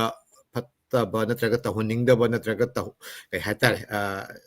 ꯎꯍꯟꯅꯤꯡꯗꯕ ꯀꯌꯥ ꯑꯃꯁꯨ ꯎꯔꯝꯒꯅꯤ ꯇꯣ ꯑꯦꯅꯤꯋꯦ ꯑꯗꯨꯗꯤ ꯑꯩꯈꯣꯏꯅ ꯈꯥꯝꯃꯨꯕ ꯉꯝꯗꯦ ꯑꯗꯨꯇꯕꯨ ꯉꯁꯥꯏꯒꯤ ꯑꯣꯖꯥꯅ ꯍꯥꯏꯔꯤꯕ ꯑꯐꯕꯗꯨꯁꯨ ꯑꯩꯈꯣꯏ ꯇꯝꯁꯤ ꯑꯗꯨꯒ ꯅꯛꯁꯟꯅꯕ ꯑꯃ ꯂꯩꯔꯒꯗꯤ ꯑꯁꯤꯒꯤꯁꯨ ꯑꯇꯩꯁꯨ ꯍꯦꯟꯅ ꯆꯥꯎꯈꯠꯂꯛꯄ ꯑꯗꯨꯒ ꯄꯨꯟꯅ ꯋꯥꯈꯜ ꯈꯟꯅꯕ ꯑꯐꯕꯁꯤꯡꯗꯨ ꯇꯝꯃꯒ ꯑꯗꯨ ꯍꯦꯟꯅ ꯁꯟꯗꯣꯛꯅꯕꯒꯤ ꯈꯨꯗꯣꯡꯆꯥꯕꯗꯨ ꯂꯧꯁꯤ ꯑꯁꯤꯅꯤ ꯑꯣꯖꯥꯒꯤ ꯄꯥꯟꯗꯝꯁꯤ ꯊꯦꯡꯛ ꯌꯨ ꯑꯣꯖꯥ ꯃꯊꯪ ꯑꯩꯈꯣꯏꯒꯤ ꯔꯥꯎꯟꯁꯤꯅ ꯁꯨꯝ ꯂꯣꯏꯁꯤꯜꯂꯅꯤ ꯑꯣꯖꯥ ꯁꯖꯥꯠ ꯑꯃꯁꯨꯡ ꯑꯣꯖꯥ ꯈꯨꯔꯁꯦꯠ ꯇꯣ ꯑꯗꯨꯅ ꯑꯣꯖꯥ ꯑꯩꯈꯣꯏ ꯉꯁꯤ ꯃꯅꯤꯄꯨꯔꯤ ꯃꯤꯔꯔꯒꯤ ꯆꯍꯤ 5 ꯁꯨꯔꯛꯄ ꯍꯥꯏꯇꯥꯔꯦ ꯍꯧꯗꯣꯔꯛꯄꯗꯒꯤ ꯑꯣꯖꯥ ꯈꯨꯔꯁꯦꯠ ꯑꯃꯁꯨꯡ ꯑꯣꯖꯥ ꯈꯨꯔꯁꯦꯠꯁꯦ ꯑꯩꯈꯣꯏ ꯁꯔꯨꯛ ꯌꯥꯗꯨꯅ ꯂꯥꯛꯏ ꯑꯩꯈꯣꯏ ꯃꯇꯥꯡꯗ ꯃꯔꯨꯑꯣꯏꯅ ꯑꯩꯈꯣꯏ ꯕꯪꯒ꯭ꯂꯥꯗꯦꯁꯀꯤ ꯍꯤꯔꯝ ꯀꯌꯥꯗ ꯋꯥꯔꯤ ꯁꯥꯟꯅꯖꯩ ꯑꯗꯨꯒꯩꯗ ꯑꯣꯖꯥ ꯈꯨꯔꯁꯦꯠ ꯑꯃꯁꯨꯡ ꯑꯣꯖꯥ ꯁꯖꯥꯠ ꯃꯈꯣꯏ ꯑꯅꯤꯃꯛ ꯁꯔꯨꯛ ꯌꯥꯕꯤꯈꯤ ꯑꯩꯈꯣꯏ ꯃꯅꯤꯄꯨꯔꯤ ꯃꯤꯔꯔꯒꯤ ꯊꯧꯔꯝ ꯀꯌꯥꯗ ꯑꯗꯨꯒ ꯉꯁꯥꯏꯒꯤ ꯅꯨꯡꯉꯥꯏꯇꯕ ꯊꯧꯗꯣꯛ ꯃꯅꯤꯄꯨꯔꯗ ꯊꯣꯛꯈꯤꯕ 2023ꯒꯤ ꯃꯦꯒꯤ ꯊꯧꯗꯣꯛꯁꯤꯗꯒꯤ ꯑꯩꯈꯣꯏꯁꯨ ꯈꯔ ꯃꯄꯥꯟꯗ ꯂꯩꯕ ꯑꯩꯈꯣꯏꯁꯨ ꯈꯔ ꯈꯖꯤꯛꯇꯪ ꯅꯨꯡꯉꯥꯏꯇꯕ ꯃꯌꯥꯝꯅ ꯁꯨꯃꯥꯏꯅ ꯃꯅꯤꯄꯨꯔ ꯏꯃꯥ ꯂꯝꯗꯝ ꯃꯅꯤꯄꯨꯔꯅ ꯋꯥꯔꯒ ꯑꯩꯈꯣꯏꯅ ꯀꯃꯥꯏꯅ ꯍꯔꯥꯎ ꯅꯨꯡꯉꯥꯏꯕ ꯅꯠꯇ꯭ꯔꯒ ꯑꯇꯩ ꯄ꯭ꯔꯣꯒ꯭ꯔꯥꯝ ꯄꯥꯡꯊꯣꯛꯀꯅꯤ ꯑꯩꯈꯣꯏ ꯐꯥꯎꯗ ꯈꯖꯤꯛꯇꯪ ꯕꯦꯛ ꯇꯧꯕ ꯍꯥꯏꯇꯥꯔꯦ ꯑꯩꯈꯣꯏꯅ ꯃꯇꯝꯁꯦ ꯈꯖꯤꯛꯇꯪ ꯂꯧꯔꯒ ꯑꯩꯈꯣꯏ ꯍꯥꯟꯅꯗꯧꯅ ꯊꯥꯒꯤ ꯆꯍꯤ ꯊꯥ ꯑꯍꯨꯝꯒꯤ ꯊꯥꯒꯤ ꯆꯌꯣꯜꯒꯤ ꯄꯥꯡꯊꯣꯛꯑꯝꯕꯗꯣ ꯑꯩꯈꯣꯏ ꯈꯖꯤꯛꯇꯪ ꯄꯥꯡꯊꯣꯛ ꯈꯔ ꯂꯦꯞꯄꯨꯔꯦ ꯈꯔꯅꯤꯁꯦ 2024-23 ꯑꯩꯁꯨ ꯃꯄꯥꯟ ꯂꯝꯗ ꯃꯔꯨꯑꯣꯏꯅ ꯕꯪꯒ꯭ꯂꯥꯗꯦꯁ ꯏꯟꯗꯤꯌꯥꯗ ꯀꯣꯏꯊꯣꯛꯎꯕ ꯑꯗꯨꯅ ꯈꯖꯤꯛꯇꯪꯗꯤ ꯂꯠꯂꯨꯔꯦ ꯑꯗꯨ ꯑꯣꯏꯔꯒꯁꯨ ꯑꯩꯈꯣꯏꯒꯤ ꯂꯥꯏꯚ ꯗꯤꯁꯀꯁꯟ ꯅꯠꯇ꯭ꯔꯒꯅ ꯑꯩꯈꯣꯏꯒꯤ ꯂꯦꯛꯆꯔꯒꯨꯝꯕ ꯑꯩꯈꯣꯏ ꯀꯩ ꯍꯥꯏꯗ꯭ꯔꯦ ꯑꯣꯟꯂꯥꯏꯟꯗ ꯑꯩꯈꯣꯏꯒꯤ ꯑꯣꯗꯤꯑꯣ ꯚꯤꯗꯤꯑꯣ ꯑꯣꯏꯅ ꯀꯩꯅꯣ ꯇꯧꯕ ꯉꯝꯗ꯭ꯔꯁꯨ ꯑꯗꯨꯒ ꯀꯩꯅꯣ ꯑꯣꯏꯅꯗꯤ ꯄ꯭ꯔꯤꯟ ꯀꯩꯅꯣ ꯀꯩ ꯍꯥꯏꯇꯥꯔꯦ ꯑꯏꯕ ꯑꯣꯏꯅꯗꯤ ꯄ꯭ꯔꯤꯟꯇꯤꯡ ꯅꯠꯇ꯭ꯔꯒꯅ ꯑꯩꯈꯣꯏ ꯆꯨꯝꯅꯒꯤ ꯋꯦꯕꯁꯥꯏꯠꯇ ꯑꯩꯈꯣꯏ ꯅꯨꯡꯇꯤꯒꯤ ꯅꯣꯡꯃꯒꯤ ꯇꯠꯇꯅ ꯑꯩꯈꯣꯏ ꯁꯨꯝ ꯀꯩꯅꯣ ꯊꯕꯛ ꯆꯠꯊꯔꯤ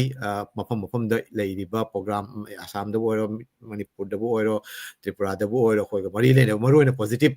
ꯄꯥꯎ ꯍꯥꯏꯇꯥꯔꯦ ꯄꯣꯖꯤꯇꯤꯚ ꯄꯥꯎꯁꯤ ꯁꯟꯗꯣꯛꯅꯕ ꯍꯣꯠꯅꯖꯩ ꯇꯣ ꯊꯦꯡꯛ ꯌꯨ ꯑꯁꯤꯅꯤ ꯑꯩꯈꯣꯏ ꯃꯅꯤꯄꯨꯔꯤ ꯃꯤꯔꯔꯒꯤ ꯁꯝꯂꯞꯄ ꯑꯩꯈꯣꯏ ꯆꯍꯤ 5 ꯁꯨꯔꯦ ꯑꯗꯨꯒ ꯂꯣꯏꯅꯅ ꯑꯩꯈꯣꯏ ꯃꯇꯥꯡ ꯃꯇꯥꯡꯗ ꯑꯩꯈꯣꯏ ꯑꯣꯖꯥꯁꯤꯡꯒꯤ ꯃꯅꯨꯡꯗ ꯑꯣꯖꯥ ꯁꯖꯥꯠ ꯈꯨꯔꯁꯦꯠ ꯚꯥꯏꯇ ꯅꯠꯇꯅ ꯑꯁꯥꯝꯗꯒꯤꯁꯨ ꯑꯣꯖꯥ ꯇꯥꯍꯤꯔ ꯑꯗꯩꯗꯤ ꯑꯣꯖꯥ ꯕꯣꯔꯨꯅꯦꯁꯥ ꯑꯗꯨꯗꯒꯤꯗꯤ ꯃꯦꯗꯥꯝ ꯕꯣꯔꯨꯅꯦꯁꯥ ꯑꯗꯨꯒ ꯂꯣꯏꯅꯅ ꯑꯗꯨꯒ ꯑꯩꯈꯣꯏ ꯑꯣꯖꯥ ꯍꯥꯃꯤꯗ ꯑꯣꯏꯁꯨ ꯁꯔꯨꯛ ꯌꯥꯕꯤꯈꯤ ꯏꯚꯦꯟ ꯃꯅꯤꯄꯨꯔꯗꯒꯤꯁꯨ ꯑꯍꯃꯦꯗ ꯑꯗꯨꯒ ꯂꯣꯏꯅꯅ ꯖꯤꯔꯤꯗꯒꯤꯁꯨ ꯃꯌꯥꯝ ꯑꯣꯖꯥ ꯃꯌꯥꯝꯁꯨ ꯁꯔꯨꯛ ꯌꯥꯈꯤ ꯑꯁꯨꯃꯥꯏꯅ ꯑꯩꯈꯣꯏ ꯂꯣꯟ ꯑꯃꯠꯇ ꯉꯥꯡꯕꯅꯤ ꯃꯔꯨꯑꯣꯏꯅ ꯃꯅꯤꯄꯨꯔꯤ ꯃꯤꯔꯔꯁꯦ ꯑꯩꯈꯣꯏ ꯃꯩꯇꯩꯂꯣꯟꯗ ꯑꯣꯏꯅ ꯁꯟꯗꯣꯛꯄꯅꯤꯅ ꯃꯔꯨꯑꯣꯏꯅ ꯑꯩꯈꯣꯏ ꯕꯪꯒ꯭ꯂꯥꯗꯁꯨ ꯇꯧꯕꯕꯨꯗꯤ ꯑꯗꯨꯒ ꯃꯩꯇꯩꯂꯣꯟꯗ ꯑꯣꯏꯅ ꯑꯌꯥꯝꯕ ꯑꯩꯈꯣꯏ ꯄ꯭ꯔꯣꯒ꯭ꯔꯥꯝꯁꯤ ꯁꯟꯗꯣꯛꯏ ꯇꯣ ꯑꯁꯤꯒꯤ ꯈꯨꯗꯣꯡꯆꯥꯕꯁꯤ ꯂꯧꯖꯕꯅꯤ ꯇꯣ ꯉꯁꯤꯒꯤ ꯄ꯭ꯔꯣꯒ꯭ꯔꯥꯝꯁꯤꯗ ꯁꯔꯨꯛ ꯌꯥꯔꯤꯕ ꯃꯌꯥꯝ ꯑꯃꯨꯛꯀꯁꯨ ꯍꯟꯅ ꯊꯥꯒꯠꯆꯔꯤ ꯂꯣꯏꯅꯅ ꯑꯩꯈꯣꯏ ꯌꯦꯡꯕꯤꯔꯤꯕ ꯄꯨꯝꯅꯃꯛꯄꯨꯁꯨ ꯇꯥꯕꯤꯔꯤꯕ ꯃꯌꯥꯝꯕꯨꯁꯨ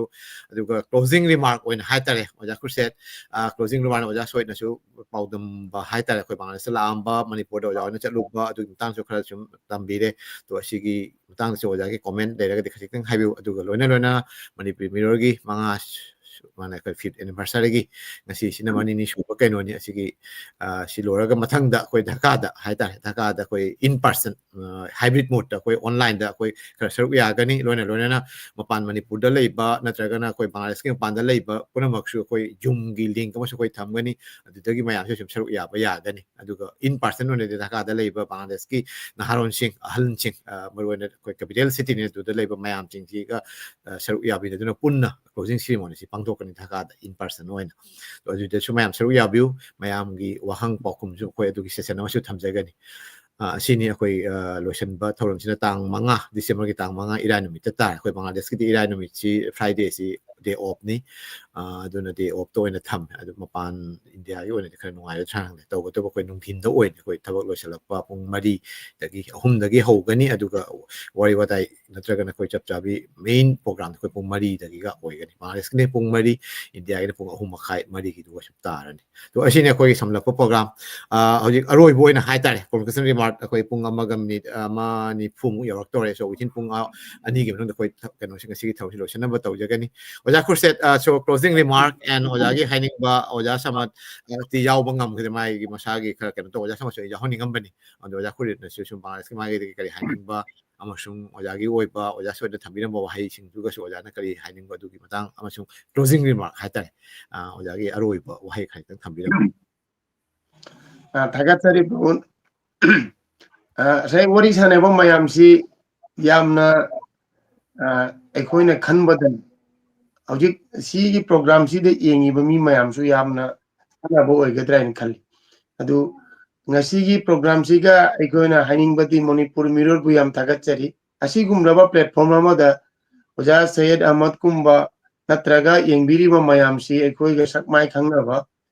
ꯏ ꯄꯥꯎ ꯐꯥꯎꯅꯕ ꯍꯔꯥꯎ ꯅꯨꯡꯉꯥꯏꯕ ꯑꯃꯒ ꯁꯦꯌꯔ ꯇꯧꯅꯕꯁꯤ ꯃꯁꯤ ꯌꯥꯝ ꯊꯥꯒꯠꯅꯤꯡꯉꯥꯏꯅꯤ ꯄ꯭ꯔꯃꯣꯗꯄꯨ ꯌꯥꯝ ꯊꯥꯒꯠꯅꯤꯡꯕꯗꯤ ꯁꯤꯅꯤ ꯑꯁꯤꯒꯨꯝꯕ ꯄ꯭ꯂꯦꯠꯐꯣꯔꯝ ꯑꯃ ꯁꯦꯝꯕꯒꯤꯗꯃꯛꯇ ꯉꯁꯤ ꯆꯍꯤ 1-2 ꯇꯧꯅ ꯆꯍꯤ 5 ꯁꯨꯖꯜꯂꯛꯄ ꯃꯇꯝ ꯌꯧꯔꯛ ꯐꯥꯎꯗ ꯃꯅꯤꯄꯨꯔ ꯃꯤꯔꯣꯜꯁꯤ ꯉꯁꯤ ꯐꯥꯎ ꯌꯣꯛꯈꯠꯅ ꯉꯍꯤ ꯐꯥꯎ ꯂꯩ ꯑꯁꯤ ꯍꯌꯦꯡ ꯐꯥꯎꯁꯨ ꯁꯨꯃꯥꯏꯅ ꯂꯩꯁꯅꯨ ꯕꯪꯒ꯭ꯂꯥꯗꯦꯁꯇ ꯂꯩꯔꯤꯕ ꯑꯩꯈꯣꯏ ꯃꯅꯤꯄꯨꯔꯤ ꯄꯨꯝꯅꯃꯛꯀꯤꯁꯨ ꯃꯤꯔꯣꯜ ꯍꯥꯏꯕꯁꯤꯗꯤ ꯃꯤꯡꯁꯦꯜ ꯑꯩꯈꯣꯏꯅ ꯌꯦꯡꯕꯗ ꯁꯛꯃꯥꯏ ꯈꯪꯅꯕ ꯑꯗꯨꯃꯥꯏꯅ ꯄꯨꯟꯁꯤ ꯆꯨꯞꯄ ꯂꯩꯕ ꯑꯣꯏꯁꯅꯨ ꯑꯗꯨꯒꯩ ꯑꯩꯈꯣꯏ ꯕꯪꯒ꯭ꯂꯥꯗꯦꯁ ꯅꯠꯇꯅ ꯑꯇꯩ ꯃꯄꯥꯟꯗ ꯂꯩꯔꯤꯕ ꯑꯩꯈꯣꯏ ꯃꯩꯇꯩ ꯄꯥꯡꯒꯜ ꯃꯅꯤꯄꯨꯔꯤ ꯃꯨꯁꯂꯤꯝꯁꯤꯡ ꯄꯨꯝꯅꯃꯛꯄꯨ ꯑꯩꯈꯣꯏꯅ ꯍꯥꯏꯅꯤꯡꯕꯗꯤ ꯀꯩꯅꯣ ꯂꯣꯟꯅꯔꯤꯕ ꯂꯣꯟꯁꯤꯡꯁꯤ ꯑꯩꯈꯣꯏ ꯂꯥꯏꯔꯤꯛ ꯂꯥꯏꯁꯨꯁꯤ ꯑꯩꯈꯣꯏꯅ ꯃꯥꯡꯗ ꯆꯥꯎꯈꯠꯇ꯭ꯔꯒꯗꯤ ꯑꯣꯖꯥ ꯁꯩꯌꯦꯗ ꯑꯍꯃꯗꯀ ꯑꯩꯈꯣꯏ ꯈꯪꯅꯔꯤꯁꯤ ꯑꯣꯟꯂꯥꯏꯟ ꯄ꯭ꯂꯦꯠꯐꯣꯔꯝꯗ ꯈꯪꯅꯕ ꯑꯩꯈꯣꯏꯅ ꯐꯦꯁꯕꯨꯛꯇ ꯃꯔꯤ ꯃꯇꯥꯡ ꯊꯣꯛꯅꯕꯅ ꯑꯣꯖꯥ ꯁꯩꯌꯦꯗ ꯑꯍꯃꯗꯁꯦ ꯑꯩꯈꯣꯏꯒ ꯃꯔꯤ ꯌꯥꯝꯅ ꯅꯛꯁꯟꯅꯔꯦꯅ ꯈꯟꯕꯅꯤ ꯑꯗꯨꯅ angangsing larik laiku taman bade yam thawai thawa tai aikoi cultural thabak siga yahun batai aikoi na modern style siga angangsing taman le hairaga aigi nat khon si punumak si khangandra badi mathangda aigi loan si loan bade makoi kai ba phaurakani aikoi gi set ba fijot punumak si makoi sening la hoy aduna aikoi social cultural punumakta angangsing bo yam involve to ba aduge sumaina amaga interaction si oina ba haina anouba program punumak sille hairaga mayam gi thawgat yamna pangan si kalhanaba asing program si sinba oiseno asigi mayam borsi hairaga ai mayam da assalamu alaikum asigi da makta sigalo isinjar Thank you. Akoi sum matang ay sum Manipuri Mirror gi matang ay sum utpani. Akoi YouTube channel ga lona na. Akoi koi website ama sun leje. Aside sida maru na akoi Bangladesh ki pau si yam dan Bangladesh ki pau khatang thamde. Aside sida India gi oiba Mapan lam gi oiba pau su loina happy pau si uti gi oiba akoi political na tragana yamna phong shaba news ti kya na te maru na akoi positive news ama sung like shugi amadi khoi sahitya gi loan gi culture gi pau duna ayamba oina tawi akoina hapjabase to asini amathang mayam karigumba nuksibiragadi sum changbiu aduga loina khoi gi isagi page amasu leijei Facebook page haitare aduga sum mayam changna pabiu noma gi oiba keno sum yengbiu mathang da khoi oja sajat talak charagi oja sajat ke su closing remark oina amasung oja said ahmad ta kari haning ba loina na yengbiri ba mayam tabiri ba mayam viewers mayam so oja na kari thamning ba adusum thambiram oja sajat Promoda amakan na target sari nasi Manipuri Mirror gi 5th anniversary sei manga pa ba gi program gi nasi mari shuba program si the platform si da oja shoyada met ki jamna mamal le ba ori ba tai ko tabire yamna phajana ojana sinda dana history matang da koi language ki matang da koi sanskrit ki matang da so yamna ojana phajana gena tore ori libire ti oja je hamam promote pusu yam ta gache yam phajaba thauramam ni program ne si program si continue to na jahi manga bha ba idu su ta paper ne adu mani mirror gi program si aro phajana aro broad oisuno aro chakhur suno adu yo akeno du thamaga ai space da lojare thagajare mam thank you khoi gi yam ten na oja na khoi keno sing bire ke hadra khoi mirror gi thabak si khoi mapan da leiba Bangladesh ta gi amasung Assam Tripura dei lakpa oja khara su yawi khoi yamna ke hadra mapan lam da leiba si su struggle lamani oja wai su khang wani oja wai larik tamba keno tabda khoi si da leiba si di masing su lekpa loan ju tinadaba adugi mathakta tongan ba society haitar challenging ado isa gi thabak su sum tauba mafam siga khoi di sum lei rabanina mafam sigi kai haitar siga su hingna ba hotna ba haitar aduga loina isa gi loan culture ngak na chatpa aduga no na lakpo mayam se integration ta hon community ama build up tauba there's a lot of things we have to do asigi manung da asisu tauda yadra ba thabak amani haina pangthok chebani sagi achin ba kaya keno leiraga su asisu aina isana pamjaru ba haitare koi yamna nungai te mapanda aina ngasagi oja saja oja khusen na su mawangai da su habi re akoi punna lebinaramba keno mayam ti kamana naksan ba jaga dagi asisum khalak padagi koi kharna si kumba wakhan si puthorak pani 2017 18 gi dwai dagi sumana koi toina su Bangladesh India si ko chatpa ngamai Manipur sa mo ne chacharure adu mayam si chaluraga hena khawrang ko si aham balak pagi di nuai ba hai gadra kena to ba dui mathang da isolate ora pagi nuai ta ba tanja si mathang steps si adu na si chahi 2003 da lak pani adu chahi 35 mu chahi 30 khai henjala ko de si ga sukra settle oi ba hai tare asu dagi ngasai naksan na si pamak pa so the technology cha kholak pa madugi the phone ja ham the landline khatang tawin tawramba pesa piraga there's a lot of hassle cha imung manungi pau phang mamde ꯃꯃꯥꯡꯉꯩꯗ ꯑꯣꯖꯥꯅꯁꯨ ꯄꯟꯈꯤꯕ ꯍꯥꯟꯅ pen friend ꯑꯣꯏꯅ ꯇꯧꯔꯝꯕ ꯑꯣꯖꯥ ꯀꯩꯃꯟꯗꯤꯟꯒꯤ ꯀꯩꯅꯣꯒ ꯇꯧꯔꯝꯕ ꯃꯅꯤꯄꯨꯔꯒ ꯕꯪꯒ꯭ꯂꯥꯗꯦꯁꯀ ꯅꯛꯁꯟꯅꯕꯁꯤ ꯉꯝꯃꯝꯗꯕ event phone ꯅꯠꯇꯦꯀꯣ ꯀꯩꯅꯣꯗ pen friend ꯑꯣꯏꯅꯒ ꯀꯂꯃꯤ ꯕꯣꯟꯙꯨ ꯍꯥꯏꯅ ꯍꯥꯏꯔꯦ ꯕꯪꯒ꯭ꯂꯥꯗꯅ ꯑꯗꯨꯃꯥꯏꯅꯒ ꯅꯛꯁꯟꯅꯕꯒꯤ ꯄꯥꯝꯕꯁꯤꯗꯤ ꯁꯨꯝ ꯂꯩꯌꯦ ꯑꯣꯖꯥ ꯇꯣ ꯁꯦꯝ ꯑꯩꯈꯣꯏꯅ ꯕꯪꯒ꯭ꯂꯥꯗꯦꯁꯇꯒꯤ ꯅꯠꯇ꯭ꯔꯒ ꯏꯟꯗꯤꯌꯥꯗꯒꯤ ꯂꯥꯛꯄ ꯑꯩꯈꯣꯏ ꯏ ꯄꯥꯎ ꯀꯥꯏꯅ ꯇꯧꯔꯤꯁꯤ ꯃꯄꯥꯟꯗ ꯁꯨꯝ ꯂꯩꯔꯒꯁꯨ ꯑꯩꯈꯣꯏ ꯅꯛꯁꯟꯅꯕꯒꯤ ꯃꯤꯟꯁꯤ ꯊꯤꯔꯛꯄꯗ ꯑꯁꯤꯒꯤ ꯄ꯭ꯂꯥꯠꯐꯣꯝꯁꯤ ꯑꯩꯈꯣꯏ ꯁꯨꯝ ꯍꯧꯗꯣꯛꯆꯕꯅꯤ ꯇꯣ ꯂꯥꯏꯕꯛ ꯐꯕ ꯑꯃꯁꯨꯡ ꯃꯌꯥꯝꯒꯤ ꯅꯨꯡꯁꯤꯕꯤꯗꯨꯅ ꯉꯁꯤꯁꯨ ꯇꯉꯥꯏ ꯐꯗꯅ ꯆꯠꯊꯕ ꯉꯝꯖꯔꯤ ꯃꯌꯥꯝꯅꯁꯨ ꯗꯨꯋꯥ ꯇꯧꯕꯤꯌꯨ ꯑꯁꯤꯔꯕꯥꯗ ꯇꯧꯕꯤꯌꯨ ꯑꯩꯈꯣꯏ ꯑꯇꯩꯁꯨ ꯍꯦꯟꯅ ꯆꯥꯎꯈꯠꯅ ꯀꯩ ꯍꯥꯏꯇꯥꯔꯦ ꯃꯄꯨꯡ ꯐꯥꯅ ꯄꯥꯡꯊꯣꯛꯆꯕ ꯉꯝꯖꯕ ꯑꯣꯏꯖꯒꯦ ꯁꯤ ꯀꯩ ꯍꯥꯏꯇꯥꯔꯦ ꯃꯌꯥꯝ ꯏꯁꯥꯒꯤꯇ ꯅꯠꯇ꯭ꯔꯒꯅ ꯑꯩꯈꯣꯏ ꯈꯔ ꯈꯛꯇꯒꯤ ꯅꯠꯇꯦ ꯑꯁꯤ ꯃꯌꯥꯝꯒꯤ ꯑꯣꯏꯅ ꯄꯨꯈꯠꯆꯅꯤꯡꯉꯤ ꯑꯁꯤꯇꯅꯤ ꯑꯩꯅ ꯍꯥꯏꯖꯅꯤꯡꯕ ꯑꯦꯅꯤꯋꯦ ꯃꯇꯝꯁꯨ ꯂꯣꯏꯁꯤꯜꯂꯦ 1 hour 45 minute ꯃꯨꯛ ꯐꯥꯖꯜꯂꯦ ꯁꯣ ꯑꯗꯨꯅ ꯑꯩꯈꯣꯏ ꯑꯣꯖꯥ ꯁꯥꯏꯠꯇꯒꯤꯁꯨ ꯀ꯭ꯂꯣꯖꯤꯡ ꯔꯤꯃꯥꯔꯛ ꯑꯃꯇꯪ ꯑꯣꯖꯥ ꯁꯥꯏꯠꯇ ꯑꯩꯅ ꯅꯤꯡꯁꯤꯡꯖꯕꯗꯤ ꯑꯩꯅꯁꯨ ꯔꯤꯀ꯭ꯋꯦꯁ ꯑꯣꯏꯅ ꯊꯝꯖꯒꯦ ꯃꯅꯤꯄꯨꯔꯤ ꯃꯤꯔꯔꯒꯤ ꯃꯥꯏꯀꯩꯗꯒꯤ ꯑꯃꯁꯨꯡ ꯕꯪꯒ꯭ꯂꯥꯗꯦꯁꯀꯤ ꯃꯥꯏꯀꯩꯗꯒꯤ ꯑꯣꯖꯥ ꯁꯥꯏꯠꯀꯤ ꯃꯇꯝ ꯈꯖꯤꯛꯇꯪ ꯀꯥꯏꯊꯣꯛꯄꯤꯔꯒ ꯑꯩꯈꯣꯏ ꯑꯁꯤꯒꯤ ꯃꯇꯥꯡꯁꯦ ꯈꯖꯤꯛꯇꯪ ꯑꯦꯀꯥꯗꯦꯃꯤꯀꯦꯂꯤ ꯑꯣꯏꯅ ꯇꯧꯔꯒ but four the mass people ꯃꯌꯥꯝꯗ ꯈꯪꯅꯕ ꯑꯩꯈꯣꯏ ꯃꯤꯇꯩ ꯄꯥꯡꯒꯜꯁꯤꯡꯒꯤ ꯃꯇꯥꯡ ꯑꯩꯈꯣꯏ ꯀꯜꯆꯔ ꯂꯤꯇꯔꯦꯆꯔꯒꯤꯗꯤ ꯀꯩꯅꯣ ꯇꯧꯗ꯭ꯔꯒꯁꯨ ꯑꯇꯩ ꯑꯣꯖꯥꯁꯤꯡ ꯋꯥꯔꯤ ꯁꯥꯟꯅ ꯂꯤꯇꯔꯦꯆꯔꯒꯤ ꯃꯇꯥꯡꯗ ꯑꯗꯨ ꯑꯩꯈꯣꯏꯒꯤ ꯍꯧꯔꯛꯄꯒꯤ ꯃꯦꯟ ꯑꯣꯏꯅ ꯍꯤꯁꯇ꯭ꯔꯤꯒꯤ ꯑꯗꯨꯒꯩꯗꯤ ꯑꯦꯊꯅꯣꯒ꯭ꯔꯥꯐꯤ ꯑꯗꯩꯗꯤ ꯇꯣꯄꯣꯒ꯭ꯔꯥꯐꯤ ꯑꯗꯨꯒ ꯂꯣꯏꯅꯅ ꯑꯩꯈꯣꯏ ꯀꯜꯆꯔꯦꯜ ꯑꯥꯏꯗꯦꯟꯇꯤꯇꯤ ꯑꯗꯩꯗꯤ ꯂꯦꯡꯒ꯭ꯋꯦꯖꯇꯁꯨ ꯑꯩꯈꯣꯏ ꯃꯩꯇꯩꯂꯣꯟꯅꯤ ꯍꯥꯏꯔꯒꯁꯨ ꯑꯩꯈꯣꯏ ꯃꯩꯇꯩ ꯄꯥꯡꯒꯜꯒꯤ ꯇꯣꯉꯥꯟꯕ ꯑꯦꯛꯁꯦꯟ ꯑꯃꯁꯨꯡ ꯋꯥꯍꯩ ꯋꯥꯇꯥꯗ ꯈꯖꯤꯛꯇꯪ ꯇꯣꯉꯥꯟꯕ ꯂꯩꯕ ꯑꯗꯨꯒ ꯃꯩꯇꯩ ꯑꯏꯕꯁꯤꯡꯅꯁꯨ ꯄꯨꯊꯣꯛꯄꯗ ꯑꯩꯈꯣꯏ ꯉꯜꯂꯤꯉꯩ ꯃꯇꯝꯗꯒꯤꯅ ꯑꯣꯖꯥ ꯀꯩꯅꯣꯁꯤꯡꯅꯁꯨ ꯑꯩꯈꯣꯏ ꯑꯏꯕꯁꯤꯡꯅꯁꯨ ꯃꯩꯇꯩ ꯄꯥꯡꯒꯜꯒꯤꯁꯨ ꯌꯥꯝ ꯏꯟꯇꯔꯦꯁ ꯂꯧꯅ ꯎꯄꯟꯌꯥꯁ ꯏꯔꯝꯕ ꯑꯗꯩꯗꯤ ꯀꯩꯅꯣ ꯊꯤꯒꯠꯄꯒꯤ ꯀꯩꯅꯣ ꯑꯣꯏꯕ ꯏꯔꯝꯕ ꯃꯌꯥꯝ ꯑꯃ ꯂꯩ ꯁꯨ ꯅꯨꯡꯁꯤꯔꯕ ꯋꯥꯔꯤ ꯃꯌꯥꯝ ꯑꯃꯁꯨ ꯂꯩ ꯁꯨ ꯋꯤ ꯍꯦꯞ ꯇꯨ ꯇꯣꯛ ꯑꯁꯤꯒꯤꯁꯤ ꯇꯣꯏꯅ ꯍꯥꯏꯕ ꯑꯃ ꯆꯪꯉꯤ ꯉꯁꯥꯏꯒꯤ ꯑꯐꯕ ꯋꯥꯍꯩꯁꯤꯡꯁꯤꯗꯤ ꯍꯟꯖꯟ ꯍꯟꯖꯟꯅ ꯍꯥꯏꯔꯒꯗꯤ ꯃꯌꯥꯝꯗ ꯇꯥꯗꯣꯔꯤꯁꯦ ꯑꯩꯈꯣꯏꯒꯤ ꯍꯟꯕ ꯂꯩꯇꯅ ꯋꯤꯗꯥꯎꯠ ꯀꯩ ꯍꯥꯏꯇꯥꯔꯦ ꯍꯦꯁꯤꯇꯦꯁꯟ ꯑꯦꯟ ꯋꯤꯗꯥꯎꯠ ꯑꯩꯈꯣꯏꯒꯤ ꯀꯩ ꯍꯥꯏꯇꯥꯔꯦ ꯇꯟꯊꯕ ꯌꯥꯎꯗꯅ ꯁꯤ ꯍꯥꯏꯕ ꯑꯃ ꯆꯪꯉꯤ ꯑꯗꯨꯒ ꯑꯩꯅ ꯈ꯭ꯋꯥꯏꯗꯒꯤ ꯅꯨꯡꯉꯥꯏꯔꯤꯁꯤꯗ ꯑꯣꯖꯥꯒꯤꯗ ꯑꯗꯨꯒꯤ ꯀꯩꯅꯣꯗꯨ ꯂꯩꯌꯦ ꯑꯣꯖꯥꯒꯤ ꯌꯨꯇ꯭ꯌꯨꯕꯇ ꯈꯪꯗꯦ ꯅꯠꯇ꯭ꯔꯒ ꯁꯣꯁꯤꯌꯦꯜ ꯃꯦꯗꯤꯌꯥꯗ ꯊꯥꯗꯣꯔꯛꯄꯗ ꯑꯩꯈꯣꯏꯅ ꯁꯨꯝ ꯊꯦꯡꯅꯕ ꯌꯥꯝꯅ ꯏꯅꯔꯖꯦꯇꯤꯛ ꯑꯣꯏꯕ ꯌꯥꯝꯅ ꯄꯥꯋꯔꯐꯨꯜ ꯃꯦꯁꯦꯖ ꯂꯩꯕ ꯑꯣꯖꯥꯒꯤ ꯀꯩꯅꯣꯁꯨ ꯂꯩꯕ ꯑꯗꯨꯅꯅꯤ ꯑꯩꯈꯣꯏ ꯕꯪꯒ꯭ꯂꯥꯗꯦꯁꯀꯤ ꯃꯌꯥꯝꯁꯦ ꯍꯟꯗꯛꯇꯤ ꯑꯣꯖꯥ ꯑꯣꯏꯅ ꯄꯨꯁꯤꯜꯂꯛꯁꯤꯀꯣ ꯍꯥꯏꯅ ꯑꯣꯖꯥ ꯃꯌꯥꯝ ꯑꯃꯁꯨ ꯂꯩ ꯑꯩꯈꯣꯏ ꯑꯁꯥꯝꯗꯁꯨ ꯀꯩꯁꯨ ꯁ꯭ꯀꯣꯂꯔꯗꯤ ꯃꯌꯥꯝ ꯑꯃ ꯂꯩ ꯑꯩꯈꯣꯏ ꯕꯪꯒ꯭ꯂꯥꯗꯦꯁꯇꯕꯨ ꯃꯁꯤꯡꯁꯨ ꯂꯤꯛꯄꯅꯤꯅ ꯂꯥꯏꯔꯤꯛ ꯂꯥꯏꯁꯨꯁꯨ ꯑꯁꯤ ꯃꯇꯥꯡꯁꯤ ꯇꯝꯕꯅꯤ ꯈꯔꯗꯤ ꯋꯥꯠꯂꯦ ꯇꯣ ꯑꯦꯅꯤꯋꯦ ꯃꯊꯪꯗ ꯑꯩꯈꯣꯏ ꯑꯇꯩꯁꯨ ꯍꯦꯟꯅ ꯁꯝꯅꯔꯒ ꯑꯇꯩꯁꯨ ꯁꯝꯖꯟꯅꯔꯒ ꯑꯇꯩꯁꯨ ꯍꯦꯟꯅ ꯐꯕ ꯀꯩꯅꯣꯁꯤ ꯄꯨꯔꯛꯄ ꯑꯣꯏꯁꯅꯨ ꯑꯗꯨꯒꯤꯗꯨ ꯉꯝꯅꯕ ꯑꯩꯈꯣꯏ ꯍꯣꯠꯅꯖꯒꯦ ꯉꯁꯤꯒꯤ ꯑꯣꯏꯅꯗꯤ ꯑꯣꯖꯥꯒꯤ ꯃꯥꯏꯀꯩꯗꯒꯤ ꯑꯩꯈꯣꯏ ꯀ꯭ꯂꯣꯖꯤꯡ ꯔꯤꯃꯥꯔꯛ ꯍꯥꯏꯇꯥꯔꯦ ꯈꯖꯤꯛꯇꯪ ꯊꯝꯕꯤꯔꯝꯃꯣ ꯑꯣꯖꯥ ꯊꯦꯡꯛ ꯌꯨ ꯑꯍꯥꯟꯕꯗ ꯑꯩ ꯑꯣꯖꯥ ꯄ꯭ꯔꯃꯣꯗꯅ ꯑꯩꯈꯣꯏꯒꯤ ꯄ꯭ꯂꯦꯠꯐꯣꯝꯁꯤꯃ ꯄꯤꯕꯤꯕꯒꯤ ꯍꯥꯏꯇꯥꯔꯦ ꯌꯥꯝ ꯅꯨꯡꯉꯥꯏꯖꯩ ꯃꯅꯤꯄꯨꯔꯤ ꯃꯤꯔꯔꯅ ꯆꯍꯤ 5 ꯁꯨꯔꯛꯄꯒꯤ ꯇꯧꯔꯤꯕ ꯄ꯭ꯔꯣꯒ꯭ꯔꯥꯝꯁꯦ ꯑꯗꯨꯒ ꯑꯩꯒꯤ ꯄꯨꯟꯁꯤꯗ ꯍꯥꯏꯇꯥꯔꯦꯀꯣ ꯍꯧꯖꯤꯛ ꯐꯥꯎꯕꯗ ꯑꯩꯅ ꯁꯨꯝ ꯃꯌꯥꯝꯒꯤ ꯃꯔꯛꯇ ꯀꯔꯤꯒꯨꯝꯕ ꯈꯔ ꯄ꯭ꯂꯦꯠꯐꯣꯝꯗ ꯀꯔꯤꯗ ꯁꯨꯝ ꯀꯥꯕꯗ ꯊꯦꯡꯅꯔꯛꯄꯗ ꯉꯁꯤꯒꯤꯁꯤꯅ ꯌꯥꯝꯅ ꯌꯨꯅꯤꯛ ꯑꯣꯏꯕ ꯍꯥꯏꯇꯥꯔꯦ ꯃꯇꯝ ꯑꯃꯗ ꯑꯩꯅ ꯕꯪꯒ꯭ꯂꯥꯗꯦꯁꯀꯤ ꯕꯪꯒ꯭ꯂꯥꯗꯦꯁ ꯍꯥꯏꯕꯁꯦ ꯑꯩꯈꯣꯏꯅ ꯌꯧꯕ ꯉꯝꯃꯣꯏꯗꯕꯒꯨꯝ ꯈꯜꯂꯝꯕꯗꯣ ꯉꯁꯤ ꯌꯥꯝ ꯁꯥꯊꯤꯅ ꯅꯛꯁꯟꯅꯔꯛꯄ ꯍꯥꯏꯇꯥꯔꯦ ꯑꯩ ꯏꯁꯥ ꯆꯠꯂꯨꯔꯕ ꯃꯇꯨꯡꯗ ꯑꯣꯖꯥ ꯑꯩꯈꯣꯏꯅ ꯑꯩꯕꯨ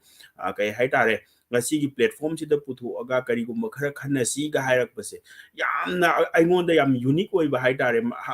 ꯍꯥꯟꯅ ꯑꯩꯈꯣꯏꯅ ꯉꯥꯡꯉꯤꯕ ꯃꯌꯥꯝꯗꯨꯗꯤ ꯁꯨꯝ ꯃꯅꯤꯄꯨꯔꯗ ꯁ꯭ꯋꯥꯏꯗ ꯁꯨꯝ ꯉꯥꯡꯕ ꯄ꯭ꯔꯣꯒ꯭ꯔꯥꯝ ꯉꯥꯛꯇꯅꯤ ꯑꯗꯨꯒ ꯉꯁꯤꯒꯤꯁꯤꯅ ꯌꯥꯝ ꯌꯨꯅꯤꯛ ꯑꯣꯏꯕ ꯑꯗꯨꯒ ꯇꯁꯦꯡꯅ ꯑꯣꯖꯥ ꯑꯩꯈꯣꯏꯅ ꯄꯥꯏꯈꯠꯂꯛꯏꯕ ꯄ꯭ꯔꯣꯒ꯭ꯔꯥꯝ ꯑꯁꯦ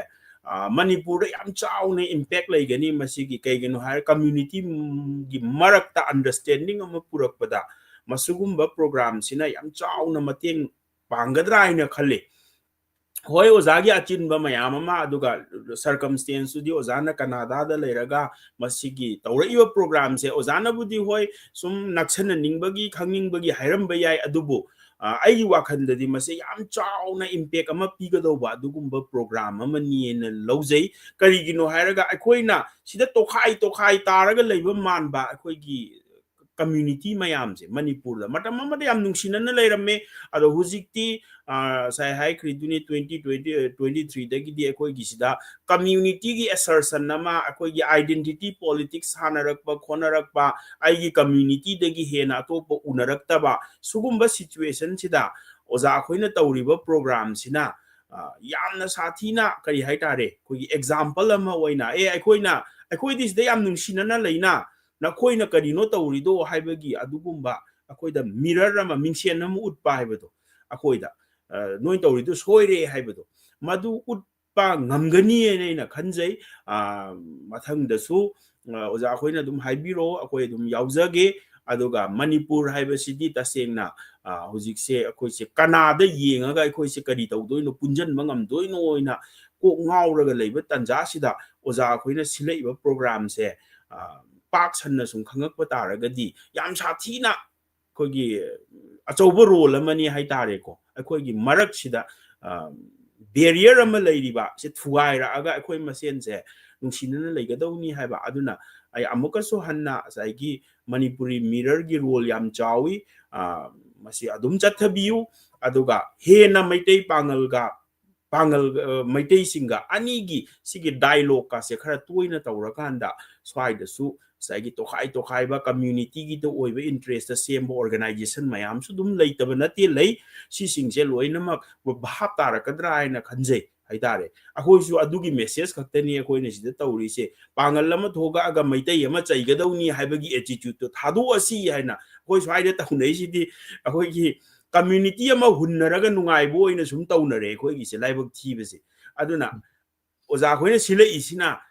kadaida akoi gi shared culture shared history akoi gi shared akoi gi leminarak khiba wari mayam do puthora pase masi am chauna mateng oigani haraga iswaida thamjage loisanjage aduga ai amuka hanna oza promote pu thagachari am chawba role ni oza na lobiri base ai gi su punsi gi kwaidagi ngakpa program haitare matam amada ina Bangladesh kai se yobungam gadra ga ina khalamaga nasi ai gi living room da phammaga oza Sajat khoiga oza Khurshid khoiga oza promote ka wari ga sana dana ko interaction ga tawrak pai se ko achauba kari amani haitare ko ko gi step amani haitare ko adina masi ai swai de loisan sage thank you oja koi kai haitare yamna nungai ba matam gi keno sina purakba ihoni haitare the internet haigadra koi gi digital world ki anouba ihose sidai sida akoi mayam si changjan da bajar the geographical distance is no more the truth is that kan han asige se akoi akoi na sagat pa narrative tuniko hanadi imagination do ina leneram ngasai ojana su ngasai khalamba Bangladeshi asini moja kurse ron oja Sajat ron su chepoding chalure ko 19 ba kenoda adugi mangda imagination khakte na bler mese the imagination da leidaga akoi gi sanaramba mari do hojikti reality da lakpa virtually da lakpa event to virtuality da lakpa si ngambagi khudong chaba se ko technology na pira bani na chuki khudong chaba se ko mayam lobi na si aduga loina na masagi ain hariba positive news positive vibe ama pusanaba ona bi na si aduga aina kai hatare akoi su nahan su haige koi hodokpun mita su koi hodokpun mita su han singduna su haige oja Naurem Birendrajit koi Bangladesh tagi lakpo New York ta leiba oja tonubo mokone su hai Manipur gi irang khangde Manipur keno se koi losan binaba koi mayam da isagi kai hatare isagi dharma gi keno singda koi lai da khram jaba aduga loina na koi gi thamoi singna koi ningjay je Manipur ki shanti hatra peace sino mo so la kani asigi chayet na bana tragana kano si overcome asi jo part of the history ni mapam gi oi ba hoi Europe tana chahi chama chani wang da oi kre mapam dana koi gi Africa da khani wang da oi kre sumaina ethnic ki relation da khara kano lak pa tension lak pa si sum part of the history hai ta thau ji sum yamna nungai re hai ba wal tu din ateng asi su mapam da si su lang theng ni asi su kan adu oraga su asigi mayok da akoi gi sumaina khara peacefully natra koi si kai hatare amaga makang masen natraga na country masen koi Bangladesh ka India ga leinari ba mari wari bhab asi is not only kanglup tan Bangladesh ka India ga relationship aina se tawboding ngam ado khajik tang or su Tripura dagi Assam dagi koi mitai manung da ba koi Bengali lon ngang na dai Bengali ki program su sum tawjai oja nang sai ha ba oja Sajat oja Khurshid na su tambi he koi gi mirror gi platform si that even Bangladesh ki linguistic minority koi chakma di oja maming tabi ramani chakma adugai di moi garo koi Meghaloi da leiba garo sing garo khasya adumaina koi keno da leiba hill track koi gena hill tracks da leiba ate atop koi Myanmar de lakpa koi mok India da di mok aina khangne koi na keno aina marma aina khangne asmane loan macha koi maybe they have like 50,000 60,000 but 20,000 some have keno na chakwan odi lak ta de dipan le asmane koi loan macha loan ba singi ai ba singi manung da so koi keno breeze ama thammi to aduna mathang koi 2021 da 22 da tha ma chupa language macha singi koi keno na silli middle gi ma kai te gi maru na thorang lawraga loan macam baduna Bengali version da oin tawre Bengali version da mirror ki maikai dagi mapam da lei organization sing duga kusam naraga apunba platform amma koi Bangladesh da lei ba loan macha sing gi site da masung loan kamani hingan ga dagi habad koi thorang pangthok adumna ngasi su koi matang da koi thorang pangthoi to asini ai gi samlappa jarni koi ngasi gi oina di mayam si kaina bagi yathang nijari aduga oja sing ngasi lengbire maru oja soit Bangladesh ki oja kurset amasung oja sejat akoi ahumbu ai gi thamoi nundagi thagachari ikai kumnajari Manipuri mirror team gi makai daksu koi ikai kumnajari Manipuri mirror team si akoi amna nahawai ba kangu haitare koi nauna tangsalakpa keno ngate ni sigi lam si de sidam haire khangenate New York tagi koi hamom nana cha adedi koi opu keno le mutum opu adugedi koi sidei sida koi Montreal da ngasi di koi skin di jaw me moi loina back leiba aduga makhan technical support to bakang ngote ni aduga gi di report seram report aduga loina na koi keno gi silet gi Russell maibam Russell adedi koi bhanuwas tagi hamom probit koi team win koi work to bani dhaka da koi oja chandrajit lei di pari ching tham to mai to koi si koi team mama shemaga si platform si aduga oja sajad oja khori ro sum keno win pang tengmang bi hai tai adi roshona ba si lei to sumaina koi teamwork ni asi isagi natra koi lana gi keno nate mayam gi aphaba mayam gi keno si lo koi miti lo si international koi regional natra gana koi keno gi mai kai da gi koi international oina puthok pa ngamna bo khona jaban even koi Canada da su koi Manipuri mirror gi mai kai da gi keno oina su larik phong bagi natra gana koi chei ahum su bagi pangthok pa koi si pangthok chei kai hatare community hall amada so koi si isa khaktang lakpa family khaktang lakpa nataba akhoi gi loan not culture language literature su yauna lakpa ni na adu su sum hingan ba aduga loina na koi sagon na chatpa haitare adugi padam duga tawjabani amuka su hanna yangbiri ba tabiri ba mayam su ikai khumnjari kai hatare ngasi gi tapam si asida oina lotion bagi aya ba lawjari thagachari mayam bu khuram jari Thank you.